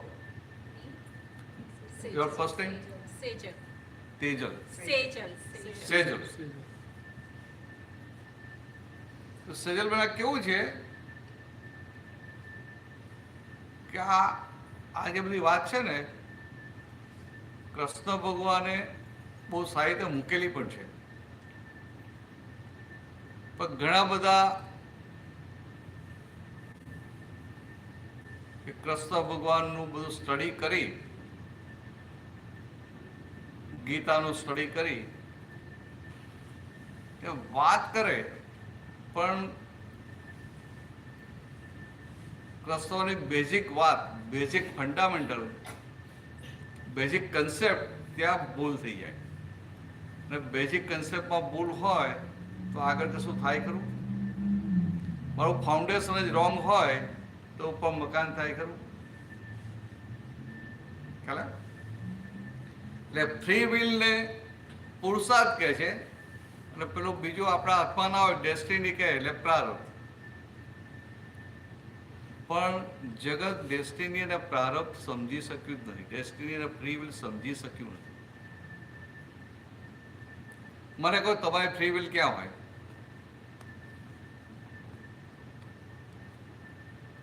Tell me something which you can do as per your will, as per your wish. In what sense? Huh? In what sense? Like in what aspect? In what sense? Oh, Yes. Like what? Like That- I'm a wife. I'm a mother. I'm a daughter. Like in what? It's difficult because are you speaking generally or are you speaking in terms of like my role? Like what do you mean free no. will? In general or in specific, you give me one example where you can do as per your wish. Right now, it was my wish to come here. Oh, I correct. was not forced to come here. It was my Hey, free will. 100%. I could have gone to a party or I could have done something other, but I chose to come here. હા, બરાબર. એટલે હા તમે જાતે કહેશે ને. So that means at present you are in satsang, it was your desire and you are here, so you will think that oh, it's my free will. But sometimes it may happen that your desire is there to attend satsang. But at the end moment something will happen and you can't attend satsang. સમજે? તો તે કોઈ accident કે તો આમ તમે આવતા હો ને ટ્રાફિક જામ એટલો હોય કે અડધો કલાક જતો રહે, પછી થાય કે હવે તો ક્યારે પહોંચી ત્યારે આપણે પાછા જતા રહીએ. અથવા કે તમે આવવા માટે નક્કી કર્યું, નીકળતા હો ઘરમાંથી ને આમ જ્યાં સ્લીપ થઈ જાય પગ અને બહુ એટલું પેઇન થતું હોય કે ના બેસાય કે ના ઊભું રહેવાય, તો even if it's your sincere desire to attend satsang, is it possible? It's not possible. એટલે એને શું કહેવાય?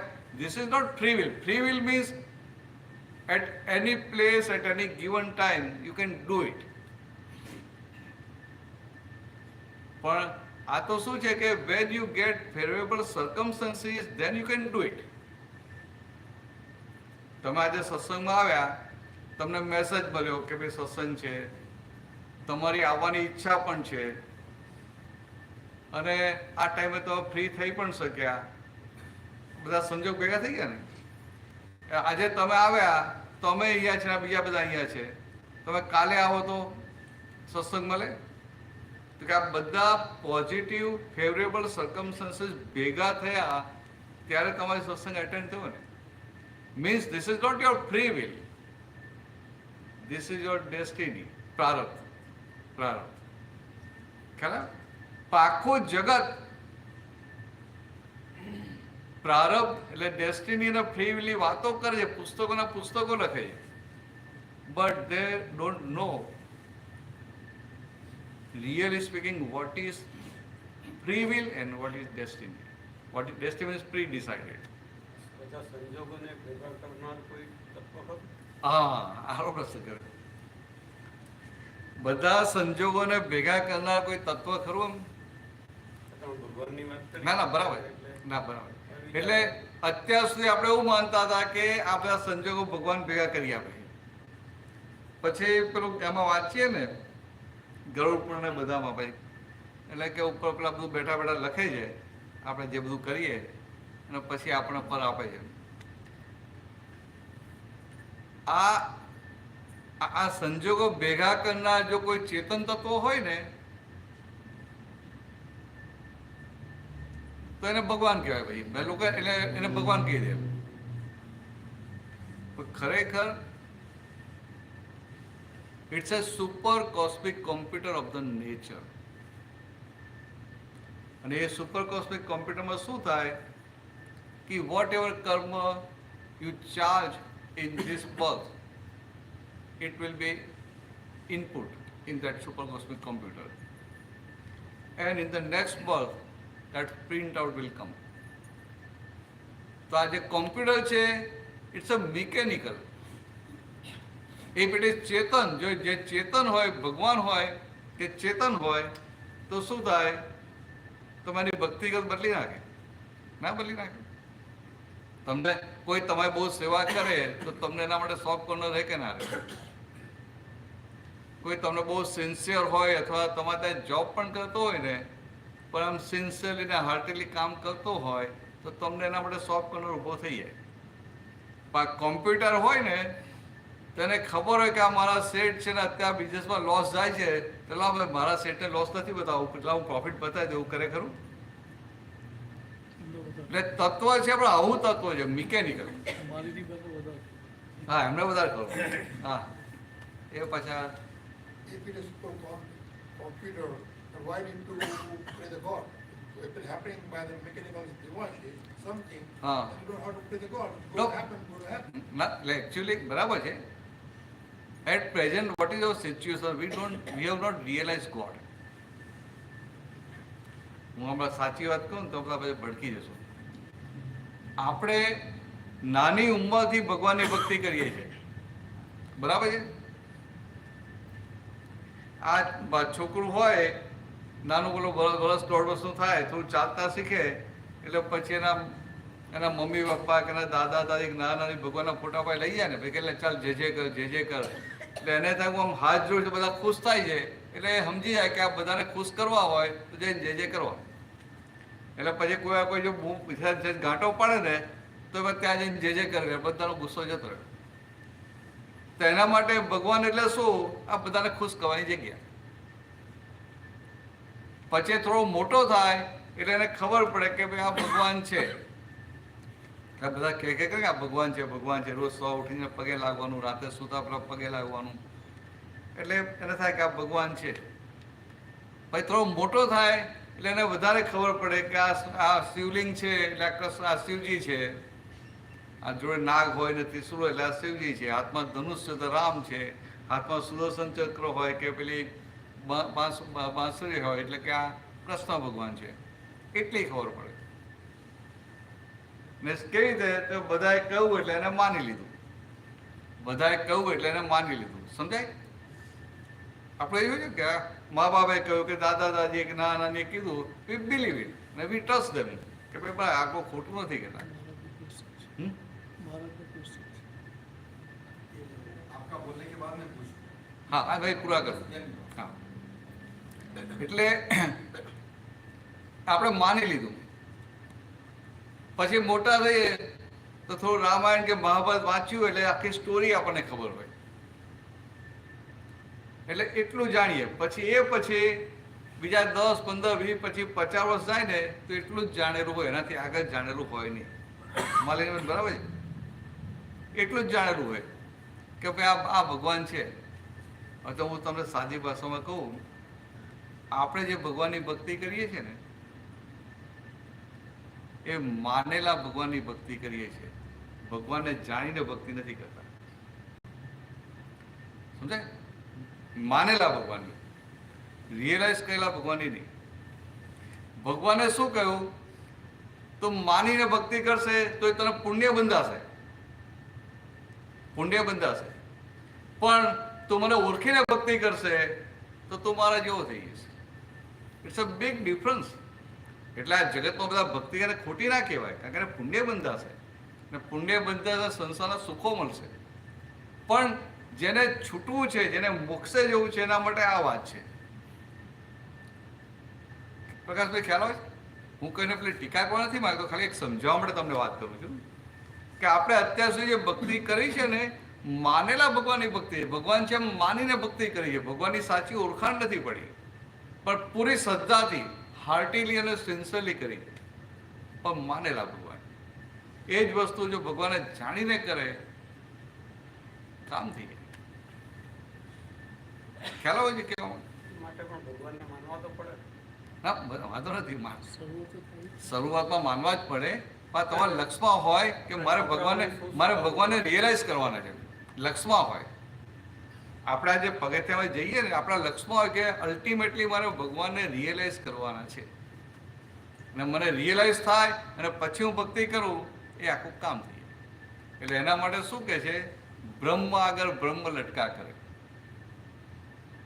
એટલે બ્રહ્મને જાણે અને પછી જે ભક્તિ થાય, બ્રહ્મ આગળ બ્રહ્મ લટકા કરે. એવું કેવું? હા સર. हाँ हाँ आप क्या बोल रहे थे? आप बोल रहे थे कि आप भगवान की जो अनुभूति करनी चाहिए, आपका भी हुई है सर? हाँ हाँ, हैं? इसलिए तो बात कर रहा हूँ. वो उदाहरण बताइए. हाँ कब हुआ, कैसे हुआ, कैसे कर सकते हैं? हम सारे आप सुनते हैं, सुन के आनंद अनुभूति करते हैं. एक आधा घंटे के बाद अब जब आरती सुनाई देती है तो पूरा आलोचना हवा में मिल जाता है. अगर आप एक उदाहरण हो, मैं ये संदर्भ में ऐसा भगवान का अनुभूति कर चुका हूँ, देयर आर सम इंस्टेंसेस, अगर आप बताइए तो. बहुत अच्छी बात. Is he asking to, what I was, give an example? Yeah. Okay, very good, thank you, because that was gonna be my follow-up. Okay, very, okay. Just making sure. बोल बोल दो चलो. Yeah. Example, right? सेजल, आप जो बात करें कर Oh, दो. no, I was just making sure, I didn't understand your. My question is, you are talking about the realization of God. Okay. If so, it is far long for us to understand or realize God in this samsara, like happening existing thing. And if like the masters are before us, like is there any example, like 1 or 2 examples? They might have experience, then only they are in a position to talk about realization. So is there any examples within, as if we can understand through that example? I think at least the situation when it comes, we'll be ready to realize. His question is very clear, and he must ask this type of questions. तो basic The first thing, whatever I am talking to you, that is, I am talking after when I met Dada Bhagwan. He is self-enlightened person. In 1958, he was having this jnana, self-enlightenment. And that is also on Surat railway station, platform number 3. And after realization, he became separate from body form. His name was A.M. Patel. So A.M. Patel and the pure soul, they were separated. બંને જુદા પડી ગયા, છૂટા પડી ગયા. જેમ પેલું નારિયેળમાં આપણો અંદર ગોટો હોય, એ ગોટોને બંને જુદું પડી જાય ને, તો પછી અંદર પેલું ખખડે, તો આખું સ્પષ્ટ આખું છૂટું પડી ગયું. અને એમને જે અનુભૂતિ થઈ, એ સમયથી એ જે દેહથી છૂટા પડ્યા, એટલે એમને એ જે આધિવ્યાધિ ઉપાધિથી મુક્ત થયા. અને સાથે એમને એવી સિદ્ધિઓ ઊભી થયેલી કે એમને જે અનુભવ થયો એવો અનુભવ બીજાને કરાવી શકતા હતા. He can do the same what experience what he was experiencing, that same thing he was having that siddhi that other people can also experience it. So I met Dada Bhagwan in 1976 when I was young, about 22 years old. And I got that vision from him. And then I experienced that differentiation between I and my. Between I and my. And after that separation, I experienced that I don't have any worries. I can experience that even though you are living in this worldly life,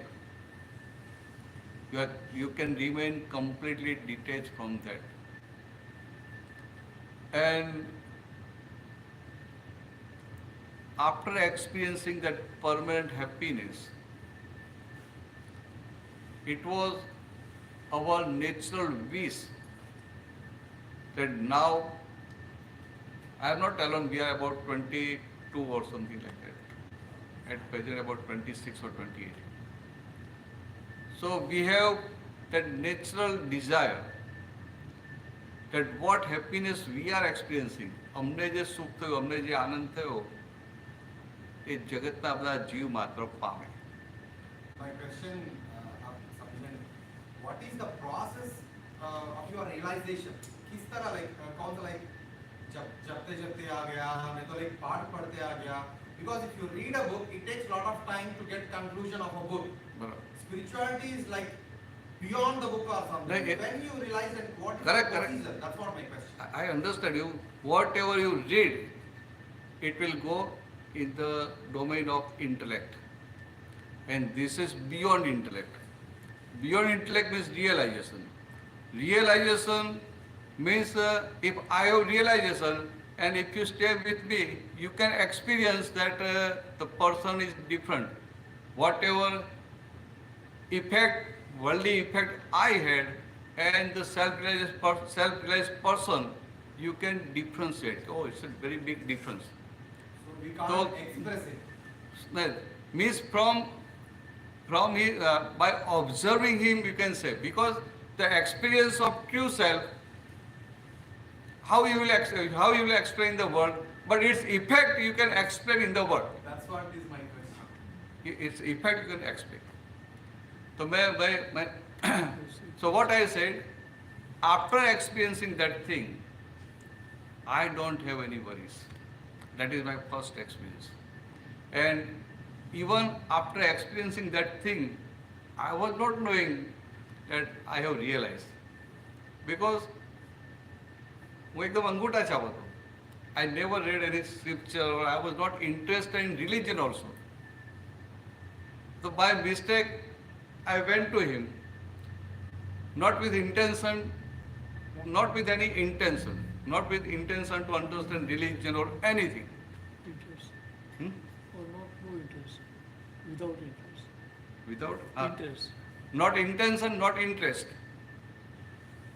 But by His grace, I got it. And then I was totally amazed. Okay, what happened? Even I want to worry, I can't worry. It's something new for me, because in the worldly life, you can't live a single minute without worries. But when your worries are going, means it's something. Then you can live worldly life, but worldly life will not affect you. And when you are living worldly life, all type of situation will come. Circumstances of happiness, unhappiness, favorable situation, unfavorable situation, extreme adverse situation. But in all that type of situation, you can remain in pure I. Means that my part will not affect you. Or in simple language, I tell you,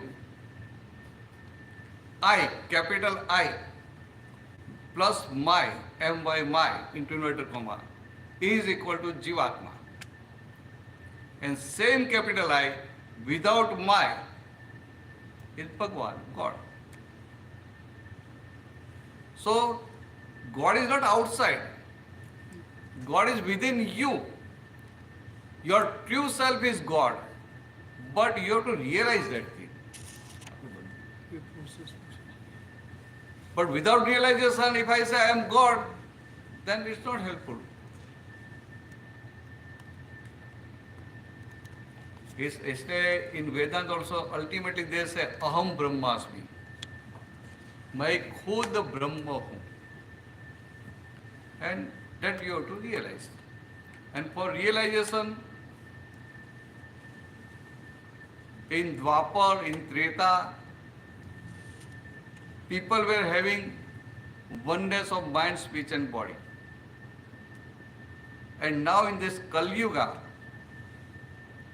that oneness is not there. Another question. You told about Samyak Drishti and Mithya Drishti. Samyak Drishti and Mithya Drishti. Mithya. That's what I said. Mithya. Same I said. Rama's Drishti was Samyak Drishti. Will you accept that? What? Sri Rama's Drishti Sri Ram. is Samyak Drishti. Of course. In the same way, Hanuman Drishti is Samyak Drishti.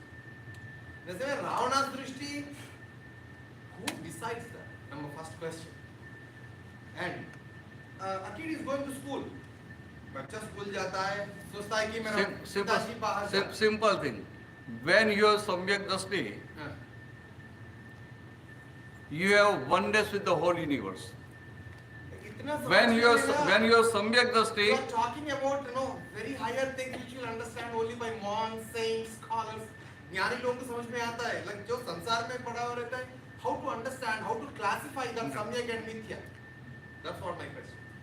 so in layman language, if you want to understand, in layman language, if you see faults of other people, it's a Mithya Drishti. And when you can see all the people innocent, faultless, and your vision is on yourself and your faults you can see, and all the world innocent, then it is a Samyak Drishti. And after Samyak Drishti, when your focus is on yourself and you can see your all faults and you are not protecting that faults, you are not protecting that weakness, and then what will happen? The nature of weakness is such that if you observe it and if you don't support it, if you don't nurture it, and you are asking forgiveness for that fault, then what will happen? Slowly that faults will go.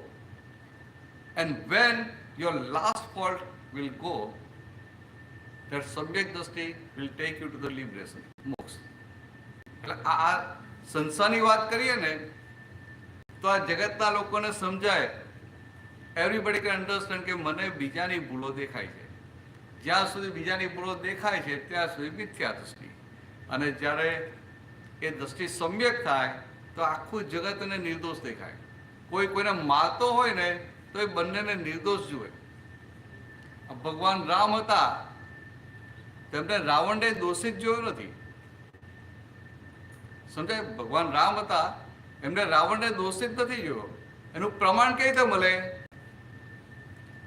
કે જ્યારે એ રાવણના છેલ્લો time હતો, એ જે મૃત્યુ શૈયા પર પડેલો, ત્યારે ભગવાન લક્ષ્મણને કહે છે કે તું રામ પાસે જા, રામ મોટો સાયન્ટિસ્ટ છે, વિદ્યાધર છે. રાવણ મોટો વિદ્યાધર છે, તું કે એની પાસે જા અને આ વિદ્યા શીખી લે, નહીં તો આ બધી વિદ્યાઓ નષ્ટ થઈ જશે. એટલે લક્ષ્મણ જાય છે, એવું લાંબુ નથી, શોર્ટમાં પતાવ્યું. અને એની પાસે પહેલા જાય છે, એકવાર પાછો આવે છે. પછી રામ કહે એનો વિનય કર, તારે કોઈ વિદ્યા છે વિનય કર. કારણ લક્ષ્મણને પહેલા શું છે કે આ તો રાવણ એટલે દુષ્ટ છે, એનો વિનય શું કરવાનો? પણ રામે કહ્યું ના, એનો વિનય કે આ તો મોટો સાયન્ટિસ્ટ છે, વિદ્યાધર છે. અહીંયા આપણે સમજાય કે જો રામ એને દોષિત જોતા હોત, એની ભૂલ જોતા હોત, તો એનો વિનય કરવાનું કહી શકત નહીં. आपको ये गुजराती समझ में आ गया? बहुत अच्छी बात है. गुजराती के साथ देखे थोड़ा सीख लेते हैं. So what I want to say कि भगवान Ram when he told Lakshman कि you understand completely. तो આવી રીતે ખબર પડે. I am telling you about practical application. That's what my intention. Like Ram and Lakshman, etc. are fine, but we are not in an era of Krita Yuga or Treta Yuga or at least even Dwapar Yuga. As you said, we are in Kali Yuga. Kali Yuga में हैं हम लोग. एक किताब पढ़ना बहुत मुश्किल बात है. इसलिए हम आते सत्संग में कि आप लोग 1000 किताबों का 1000 books essence is you masters. So we come here to understand that. So basic question is we all come here listen and go, but how to classify? Like घर में रहता हूँ, पैसे की like for money I need to do the business. In business, I have to do some goods and bads. એટલા માટે practical application બતાવી કે તમને બીજાની ભૂલ દેખાય છે ત્યાં સુધી મિથ્યા દ્રષ્ટિ છે, અને બીજાની ભૂલો દેખાતી બંધ થઈ એટલે દ્રષ્ટિ સમ્યક થઈ. એટલે આ હવે પછી બેઝિક પ્રશ્ન બીજો રહે કે આ બીજાની ભૂલ દેખાતી બંધ ક્યારે થાય? નેક્સ્ટ ક્વેશ્ચન વિલ અરાઇવ કે how to C other people innocent. That will be immediate question. Just because you are asking this good question, I am just telling you. Actually, I am asking for everyone. ના બરાબર, ના પણ બહુ સારું છે. It's a good thing. I appreciate. અને હું તો બધાને કહું છું. And I am telling everybody કે you ask me questions. इसकी वजह से like लगता है लोगों को ऐसा भी प्रश्न पूछ सकते हैं. That's what I want to do. હા પૂછાય એ બધું.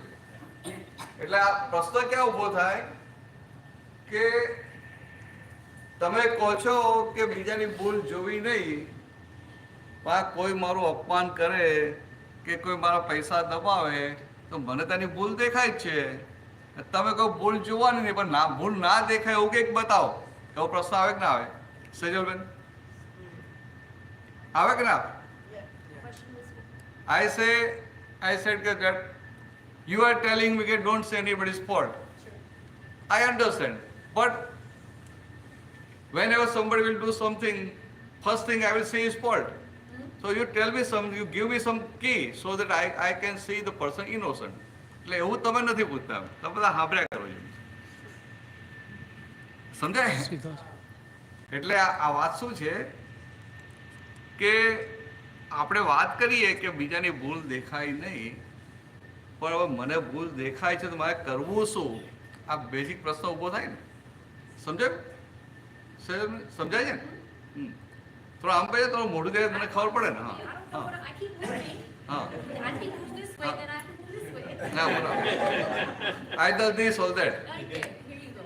મને દેખાય તો I can understand કે you understood or not. એટલામાં તો આ શું છે કે let me go very basically. Time છે ને? ટાઈમ પૂરો નથી જશે.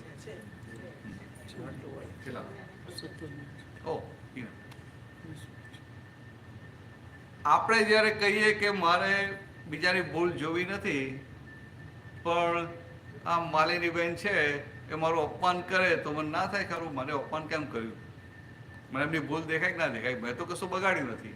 એ તો કોઈ મારા પૈસા દબાવી જાય, એને મને કહ્યું મારો ફ્રેન્ડ જ હોય, મેં કીધું હું મહિનામાં તને પાછા આપી દઈશ, અને 2 મહિના થાય 6 મહિના થાય તો પાછા આપે નહીં, ને પછી મને સમજાય કે એનો ઇન્ટેન્શન મને પાછા આપવાનો છે જ નહીં, તો પછી મને એની ભૂલ દેખાય કે ના દેખાય? પ્રેક્ટિકલ એક્ઝામ્પલ આપો. અને હવે હું કહું છું બીજાની ભૂલ દેખાવી ના જોઈએ, તો કે આવું તો હાઉ ઇટ ઇઝ પોસિબલ. એટલે એની હું તમને સાયન્ટિફિકલી તમને સમજાવું. આપણને કોઈની પણ ભૂલ ક્યારે દેખાય? when we see fault of others, when we see that person doer.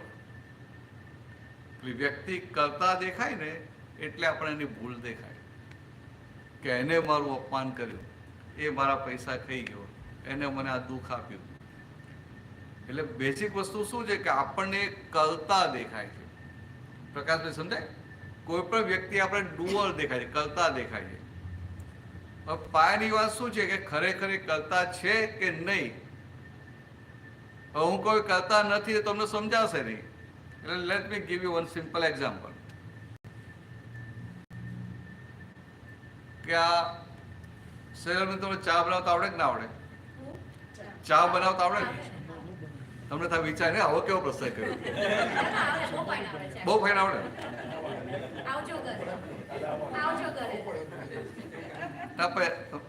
મને તો તમે કહો બહુ ફાઇન બનાવતા આવડે, મને તો અત્યારે પીવડાવી દો ને.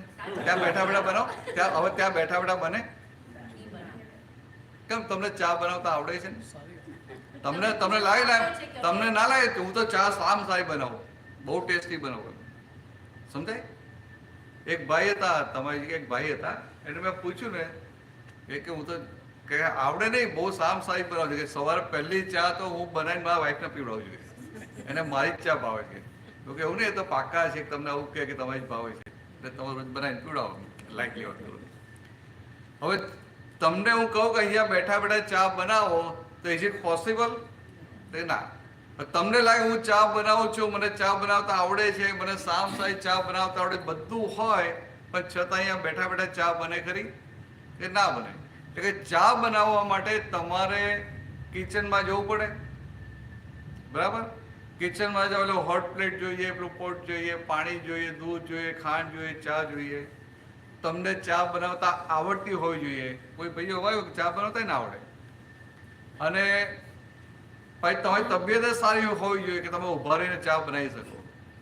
અને પાછો બહાર કંઈક મારા જેવો પીનારો બેઠેલો હોવો જોઈએ ને. આપણે બહુ પાકા, કોઈ ના હોય ચા બનાવીને મૂકી ના રાખીએ, કોઈ ઔષધ આપી દઈશું એમ. તો કે હવે આટલી મેં વાત કરી. હવે તમે જ્યાં કિચનમાં જાઓ તો આ તમારું તમને ખ્યાલ ના હોય, બીજાનું આ બીજી જગ્યા છે એટલે તમે પેલી ચાની ભૂકી શોધો, કે ચાની ભૂકી મળે જ નહીં, તો લાખ તમને ચા બનાવતા આવડતી હોય તો એ ચા બને ખરી? એટલે ખરેખર તો શું હતું કે આ બધા સર્કમસ્ટન્સીસ, હોટ પ્લેટ છે, પાણી છે, દૂધ છે, ખાંડ છે, તપેલી છે, તમને બનાવતા આવડે છે, તમારી તબિયત સારી છે, કોઈને ચા પીવી છે, બધા સંજોગો ભેગા થાય છે ને ત્યારે ચા બને છે ને. આમાં કોઈક સંજોગ ભેગો ના થાય તો તમને સામ સાઈ ચા બનાવતા આવડતી હોય તો એ ચા બને નહીં. એટલે એનો શું થયો કે માથે એવું તો ના કે તમે ચા નથી બનાવી. You are doer, but you are not independent doer. You are instrumental. There are federal causes, and out of all these circumstances, you are simply one of the evidences. You are not independent. You are one of the evidences. સમજાય? તો same way હવે આ ચાની વાત છો થોડું આગળ લઈ જાઉં કે આ ઘરમાં બીજા કોઈ કંઈક ચા બનાવી અને તમને ભાવે નહીં તો તમને શું થાય? હવે કેવી ચા બનાવી થાય કે ના થાય? ત્યારે અંદર સમજવું પડે કે the person who made tea is not doer, is instrumental. અને એની ચા બગડી કેમ? તો કે આ મારી કઈ આજે પુણ્ય કાચી પડી, પાછલા હોતા જે આપણે કહીએ ને કર્મ ફળ, કે મારો આજે પાપનો ઉદય છે એટલે એ ટેસ્ટી ચાને બદલે એના હાથથી ચા બગડી ગઈ, એટલે ચા બગાડવામાં ઇન્સ્ટ્રુમેન્ટલ બન્યા. આવું અંદર રહે. સમજાય? એટલે when you don't say anybody doer, you will not find that fault. Doer કેવી રીતે નહીં જોવાનું એના માટે એક્ઝામ્પલ આપ્યું કે you are not independent to do anything. When the circumstances get together, when all favorable circumstances get together, then and only then any event can happen. એટલે આ દુનિયા જે બધું થાય છે ને, તમને ગમતું હોય કે ના ગમતું હોય, કે બધા સંજોગો ભેગા થાય છે ત્યારે થાય છે. અને આપણે શું કહીએ? મેં કર્યું, આઈ ડીડ. સમજાય? We are doing egoism, I did. Actually it happens. બધા સંજોગો ભેગા થાય છે અને બની જાય છે. It happens. But it happens ત્યારે આપણે કહીએ નો, I did it. That is egoism. That is doership, kartapad. Now when you understand, oh, I can't even make a cup of tea, it is all circumstances. The same thing you can apply everywhere, you can extend it everywhere. Other person made tea, there also you can have, okay, he is also instrumental. એટલે આપણે અંદર રહે ખરું કોઈ સારી ચા બનાવે કે ઓકે થેન્ક યુ સરસ બનાવી એમ કહીએ ખરા, પણ એ તો બોલવામાં લૂચા પડી જાય. મારે એકવાર હું બહુ પહેલાં 84માં અમેરિકા આવેલો, તો મારા કાકા હતા ત્યાં આગળ, એ ડૉક્ટર, જોન્સન સિટીમાં એ ડૉક્ટર હતા. તો પછી એ તો કાકા ને કાકી મને સ્વાદ જોબ કરવા જતા રહ્યા, મને બધું બતાવી દીધું, તો ત્યાં લઈ લેજે, આ છે તે છે. તો પાછળ લોને હતી, પાછળ પેલો બેકયાર્ડ, તો ફરતો હતો. પછી હું પેલા ફરતો હતો, બાજુમાં પણ એક લેડી હતી, એને મને જોયો એટલે મને પૂછ્યું, એટલે કે તું કોણ છે, શું છે? એટલે મેં કહ્યું કે આ doctor Mehta is my uncle. એટલે પછી હવે હું નવો આવેલો ને, ગુજરાતથી આવેલો, અને ગુજરાતમાં ગુજરાતી મીડિયમમાં ભણેલો, એટલે ઇંગ્લિશ બોલતા એટલું આવડે નહીં. એટલે આપણે જો ખપાય કહો ને એટલે આપણે પ્રેક્ટિસ થઈ જાય ને, સમજાય? કોઈ જે વાતો કરી એટલે એમ કહેતા કહેતા શીખી જઈએ. એટલે બધી વાતો કરતો એની સાથે. પછી લેડી કે તું આ બાજુ આવ કેમ?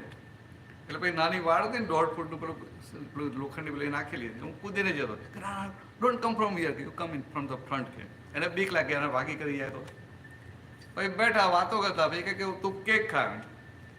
તો હવે 84માં તો કેક મારા માટે નવી હતી અને મને એટલી ભાવે નહીં, મને નથી ભાવતી. હવે એને કેમ નહીં ના પાડવું? મેં કીધું ભાઈ ના, કેક તો મારે નથી ખાવ, કેકમાં તમે લોકો એગ્સ નાખો ને એમ. તો એ કે ના કે મારો હસબન્ડ છે ઇઝ પ્યોર વેજીટેરિયન, કે આ એગ્સ વગરની કેક છે. એટલે મને આપી, હવે મને થાય કે હવે આમાં નવા માસ આપણે કેમ નહીં ના પાડે. એટલે હું તો ખાઈ ગયો. મને કેટલી ભાવી નથી, પણ તોય મારે શું કહેવું પડે કે કેક બહુ ફાઇન બની જાય. તો મેં તો કીધું એવું. પછી 2 દિવસ પછી મારે નીકળવાનું હતું હવાના, તો પેલી લેડી તો આવી ગઈ, કેક લઈને આવી ગઈ. મારા કાકા કે વળી જો નેફ્યુ કે એમ કેમ શું કામ છે? કે એને કેક બહુ ભાવે, આપણે કેક લઈ આવ્યું કે. એટલે સારું, આ તો બંને પછી કોઈને આપણે કહીએ કે સારું થયું છે તો પછી એટલું જ ખાવાનું બોલે. એટલે મારે બહુ સાચવવું પડે. હું ભારતીય બંને કહું કે આ પીઝા બહુ સારા થાય, બીજા તો પીઝા જ બને ભાઈ, લાઇટલી કહું છું, સમજાય? એટલે તમને ખ્યાલ આવે? એટલે તમે પોતે કરતા નથી, પણ સંજોગો ભેગા થઈ જાય એટલે ઇટ હેપન્સ. હવે હું આને એક્સટેન્ડ કરું કે કોઈ વ્યક્તિએ મારું અપમાન કર્યું, તો જેમ ચા છે, ચા બનાવવાની તમારી સ્વતંત્ર શક્તિ નથી કે મારી નથી, તો અપમાન કર્યું તેની સ્વતંત્ર શક્તિ ખરી? No. Under the pressure of the circumstances he has to insult me. અને એ મને જ્યારે ઇન્સલ્ટ કરે તો આઈ થિંક, ઓ હી ઇન્સલ્ટેડ મી, એટલે મને એનો દોષ દેખાય, એની ભૂલ દેખાય. And when I understand that under the pressure of the circumstances he has to insult me, and not only he is insulting me, but he is relieving me from past heavy karma, that means he is obliging me, તો પછી મને એની ભૂલ ના દેખાય. અને ઉપરથી સમજણ તો પાકી સિદ્ધિ થતી હોય સ્ટેટ, તો શું થાય? જેમ જેમ સમ્યક થાય ઉપરથી તમને ઉપકારી દેખાય. You will feel that, oh, he is obliging me by relieving me from past heavy karma, and for himself he is adding new negative karma. તો કે આટલો સારો માસ મને ક્યાંથી મળે? એટલે આવી રીતે આપણે જોઈએ ને, આ ચાનો એક્ઝામ્પલ આપ્યો કે nobody is doer in this world. You are not doer and nobody else is doer. This world is governed by scientific circumstantial evidences. એટલે આ તમને કયા સંજોગ ભેગા થાય? In the past birth, whatever karma you added in your karmic account, as per that you will get circumstances. So for that you can't blame anybody. So you are whole and sole responsible. સમજાય? એટલે આ જે છે ને કરતા પદ, ડુઅરશીપ, પણ ડુઅરશીપને egoism કહે છે. Why? Because really speaking you are not doing. અહંકાર એટલે કે હું કરું છું, ખરેખર કરતો નથી, પણ કરવાપણાનો અહંકાર કરે છે. હવે આ વાત સમજાય એટલે શું થાય કે તમને આ જગતના બધા જીવો, પછી ટેરરિસ્ટ હોય કે કોઈ પણ હોય, અંદર સમજાય કે ધ પર્સન ઇઝ ઇનોસન્ટ. કોઈની ભૂલ દેખાય નહીં. જ્યારે કોઈની ભૂલ ના દેખાય ને, આ ભગવાન રામ કેવા હતા? ભગવાન રામ એમને આખી જિંદગી કોઈનો દોષ જોયો નહોતો. ઇવન મંત્રાનો દોષ નહોતો જોયો. મંત્રા દાસી હતી ને, એને લઈને એમને જવું પડે ને 14 વનમાં. તો કે છતાંય જ્યારે ભગવાન રામ પાછા આવ્યા વનવાસમાંથી, ત્યારે પેલી મંથરાને અંદર બીક લાગતી, ભય લાગ્યો, ફિયર, કે હવે આ રાજા રામ પાછા આવ્યા છે અને મને છોડશે નહીં, મને પનિશમેન્ટ આપશે. એટલે ભગવાન રામને ખબર પડે છે. તો ભગવાન રામ એને કહે છે ખરા કે ભાઈ એક હતા જે રોયલ નેશન ખાનદાની, કે માતાની દાસી એટલે એને માતા સમાન ગણતા હતા. એટલે એને કહે છે કે ભાઈ તારે મારાથી ભય પામવાની જરૂર નથી. તો પેલી દાસીને શું થાય કે તો આજે અયોધ્યામાં પ્રવેશ કરી બહુ હેપી છે, એટલે મને કહે છે કે આવું કહે છે, પણ પછી મહિના પછી વનવાસના દુઃખો યાદ આવશે તો છોડે ખરા? આ તમે કોઈને પૈસા આપ્યા ને ભૂલી ગયા હો, પણ પછી તમે 2-4 મહિના પછી યાદ આવે ને પેલા આપ્યા ના તો ઉઘરાણી કરો કે ના કરો? એને એવું થાય છે. એટલે છોટે ભગવાન કહે છે કે આ તે મને તે જે વરદાન મંગાવ્યું એમ કરાવ્યું, તો એ તારા નિમિત્તે મારું જે વનવાસમાં 14 વર્ષ વનવાસ જવાનું જે કર્મ હતું, તારા નિમિત્તે હું એ કર્મમાંથી મુક્ત થયો. એટલે હું તને દોષી નથી જોતો, પણ હું તને ઉપકારી જોઉં છું. સમજાય? આ દ્રષ્ટિ, આવી દ્રષ્ટિ હોય એટલે આખું જગત નિર્દોષ દેખાય. ને જેને જગત નિર્દોષ દેખાય એની મહિલા રામ ખુલ્લા થઈ જાય. ખલાસ સ્થિતિ, પાયાની બેઝિક વાતો. હવે આપણે આપણું જોઈએ તો આપણે ડગલે ને પગલે બીજાની ભૂલો દેખાય કે ના દેખાય? હોય તોય દેખાય, ના હોય તોય દેખાય. વ્યવહારથી ભૂલ હોય તોય દેખાય, અને ના હોય તોય દેખાય. આપણે દૂધમાંથી પોરા કાઢીએ વાત. ના, આને નહીં સમજાય. સમજાય છે? તો દૂધમાંથી પોરા કાઢે. આ પોરા એટલે એક જાતના પેલા ઇન્સેક્ટ, વોર્મ. અને એ વોર્મ છે ને પાણીમાં થાય. એટલે આ કૂવો હોય ને, વેલ એવા બંધિયાર કૂવો, એમાં થાય. પણ દૂધમાં થાય ખરા? તો કે આપણા લોકો કેવાય દૂધમાંથી પોરા સુધી કાઢે. એટલે આવી કહેવત પડેલી. એટલે ટૂંકમાં આટલી વાત છે કે ત્યાં તમને કોઈની પણ ભૂલ ના દેખાય ને, તો તમારું કામ થઈ. એટલે આ દાદા ભગવાન જે થઈ ગયા ને, એમને આવી દ્રષ્ટિ ખુલ્લી થઈ અને બધાને એવી દ્રષ્ટિ કરી આપતા હતા. એટલે આ ભાવના રાખવા જેવી છે. એક પ્રાર્થના થયું ને કે બાપા જોઈ પડશે આગળ કામ ના. હા, એટલે હા, એ તો લઈ લે પ્રશ્ન. એક પ્રાર્થના બોલાવી લઈએ.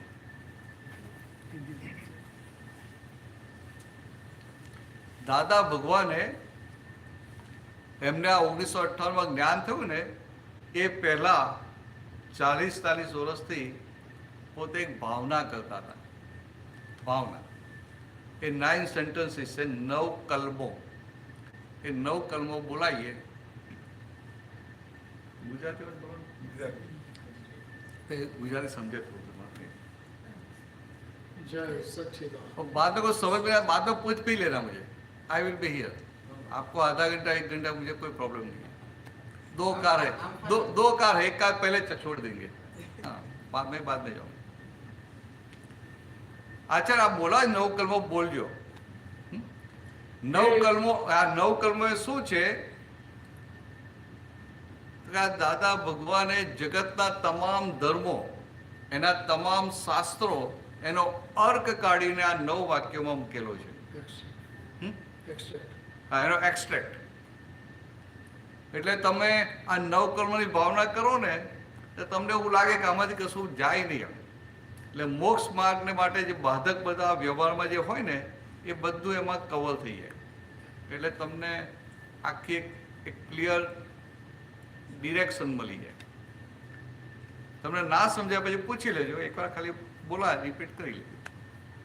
આ દાદા ભગવાન કહીએ છીએ ને, તો આ જે ફોટો છે A.M. પટેલ, અને એમને 1958 જે જ્ઞાન પ્રકાશમાં જે ભગવાન ખુલ્લા થયા એને દાદા ભગવાન કહીએ છીએ.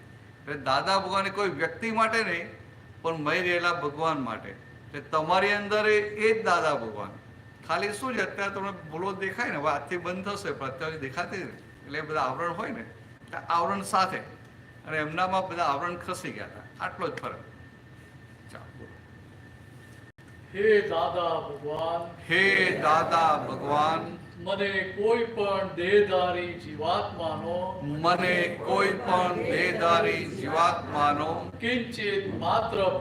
કિંચિત માત્ર પણ અહમ ન દુભાવાય કે દુભાવવા પ્રત્યે ન અનુમોદાય એવી પરમ શક્તિ આપો. મને કોઈ પણ દેહધારી જીવાત્માનો કિંચિત માત્ર પણ અહમ ન દુભાય એવી સ્યાદવાદ વાણી સ્યાદવાદ વર્તન અને સ્યાદવાદ મનન કરવાની પરમ શક્તિ આપો. આ સ્યાદવાદ એટલે શું? આજે બોલે ને સ્યાદવાદ એટલે કોઈનું લેવલ, કોઈનું પ્રમાણ દુભાય નહીં એવું. આ જેમ સ્કૂલમાં 1 થી 10 સ્ટાન્ડર્ડ હોય કે ના હોય, તો 10 સ્ટાન્ડર્ડમાં સરખું ભણાવે? ના ભણાવે. તો કે સેકન્ડ સ્ટાન્ડર્ડમાં ભણાવે ને 8થમાં કે 10થમાં ભણાવતા હોય, જુદું હોય કે ના હોય? તો કે તો એનો અર્થ એવો કે આ 10થમાં કોઈ આવે છોકરો 10થમાં ભણતો હોય, તો એનાથી એવું કહેવાય કે આ સેકન્ડ સ્ટાન્ડર્ડ ખોટું છે? એને જ જરૂર નથી. તો કે આ જે સેકન્ડ સ્ટાન્ડર્ડમાં છે એ ડેવલપમેન્ટ વાળો એના માટે યોગ્ય છે, એના માટે એ સાચું છે. અને તમે 10મામાં તમારા માટે 10માનું સાચું છે, અને ભવિષ્યમાં 10મામાં આવશે એના માટે એ સાચું છે. ખ્યાલ? એટલે કે કોઈનું પ્રમાણ દુભાય, કોઈ પણ લેવલનું ધર્મના કોઈ પણ લેવલનું પ્રમાણ ના દુભાય એવી વાણી. એટલે કોઈનું પ્રમાણ ના દુભાય એવી. એટલે દરેકને એના લેવલથી એક્સેપ્ટ કરે. બોલો. હે દાદા ભગવાન, મને કોઈ પણ ધર્મનું કિંચિત માત્ર પણ પ્રમાણ ન દુભાવાય કે દુભાવવા પ્રત્યે ન અનુમોદાય એવી પરમ શક્તિ આપો. મને કોઈ પણ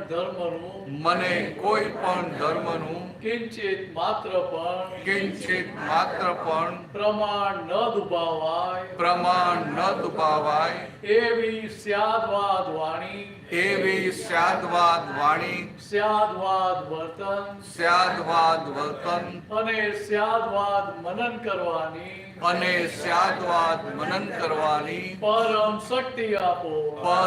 શક્તિ આપો. હે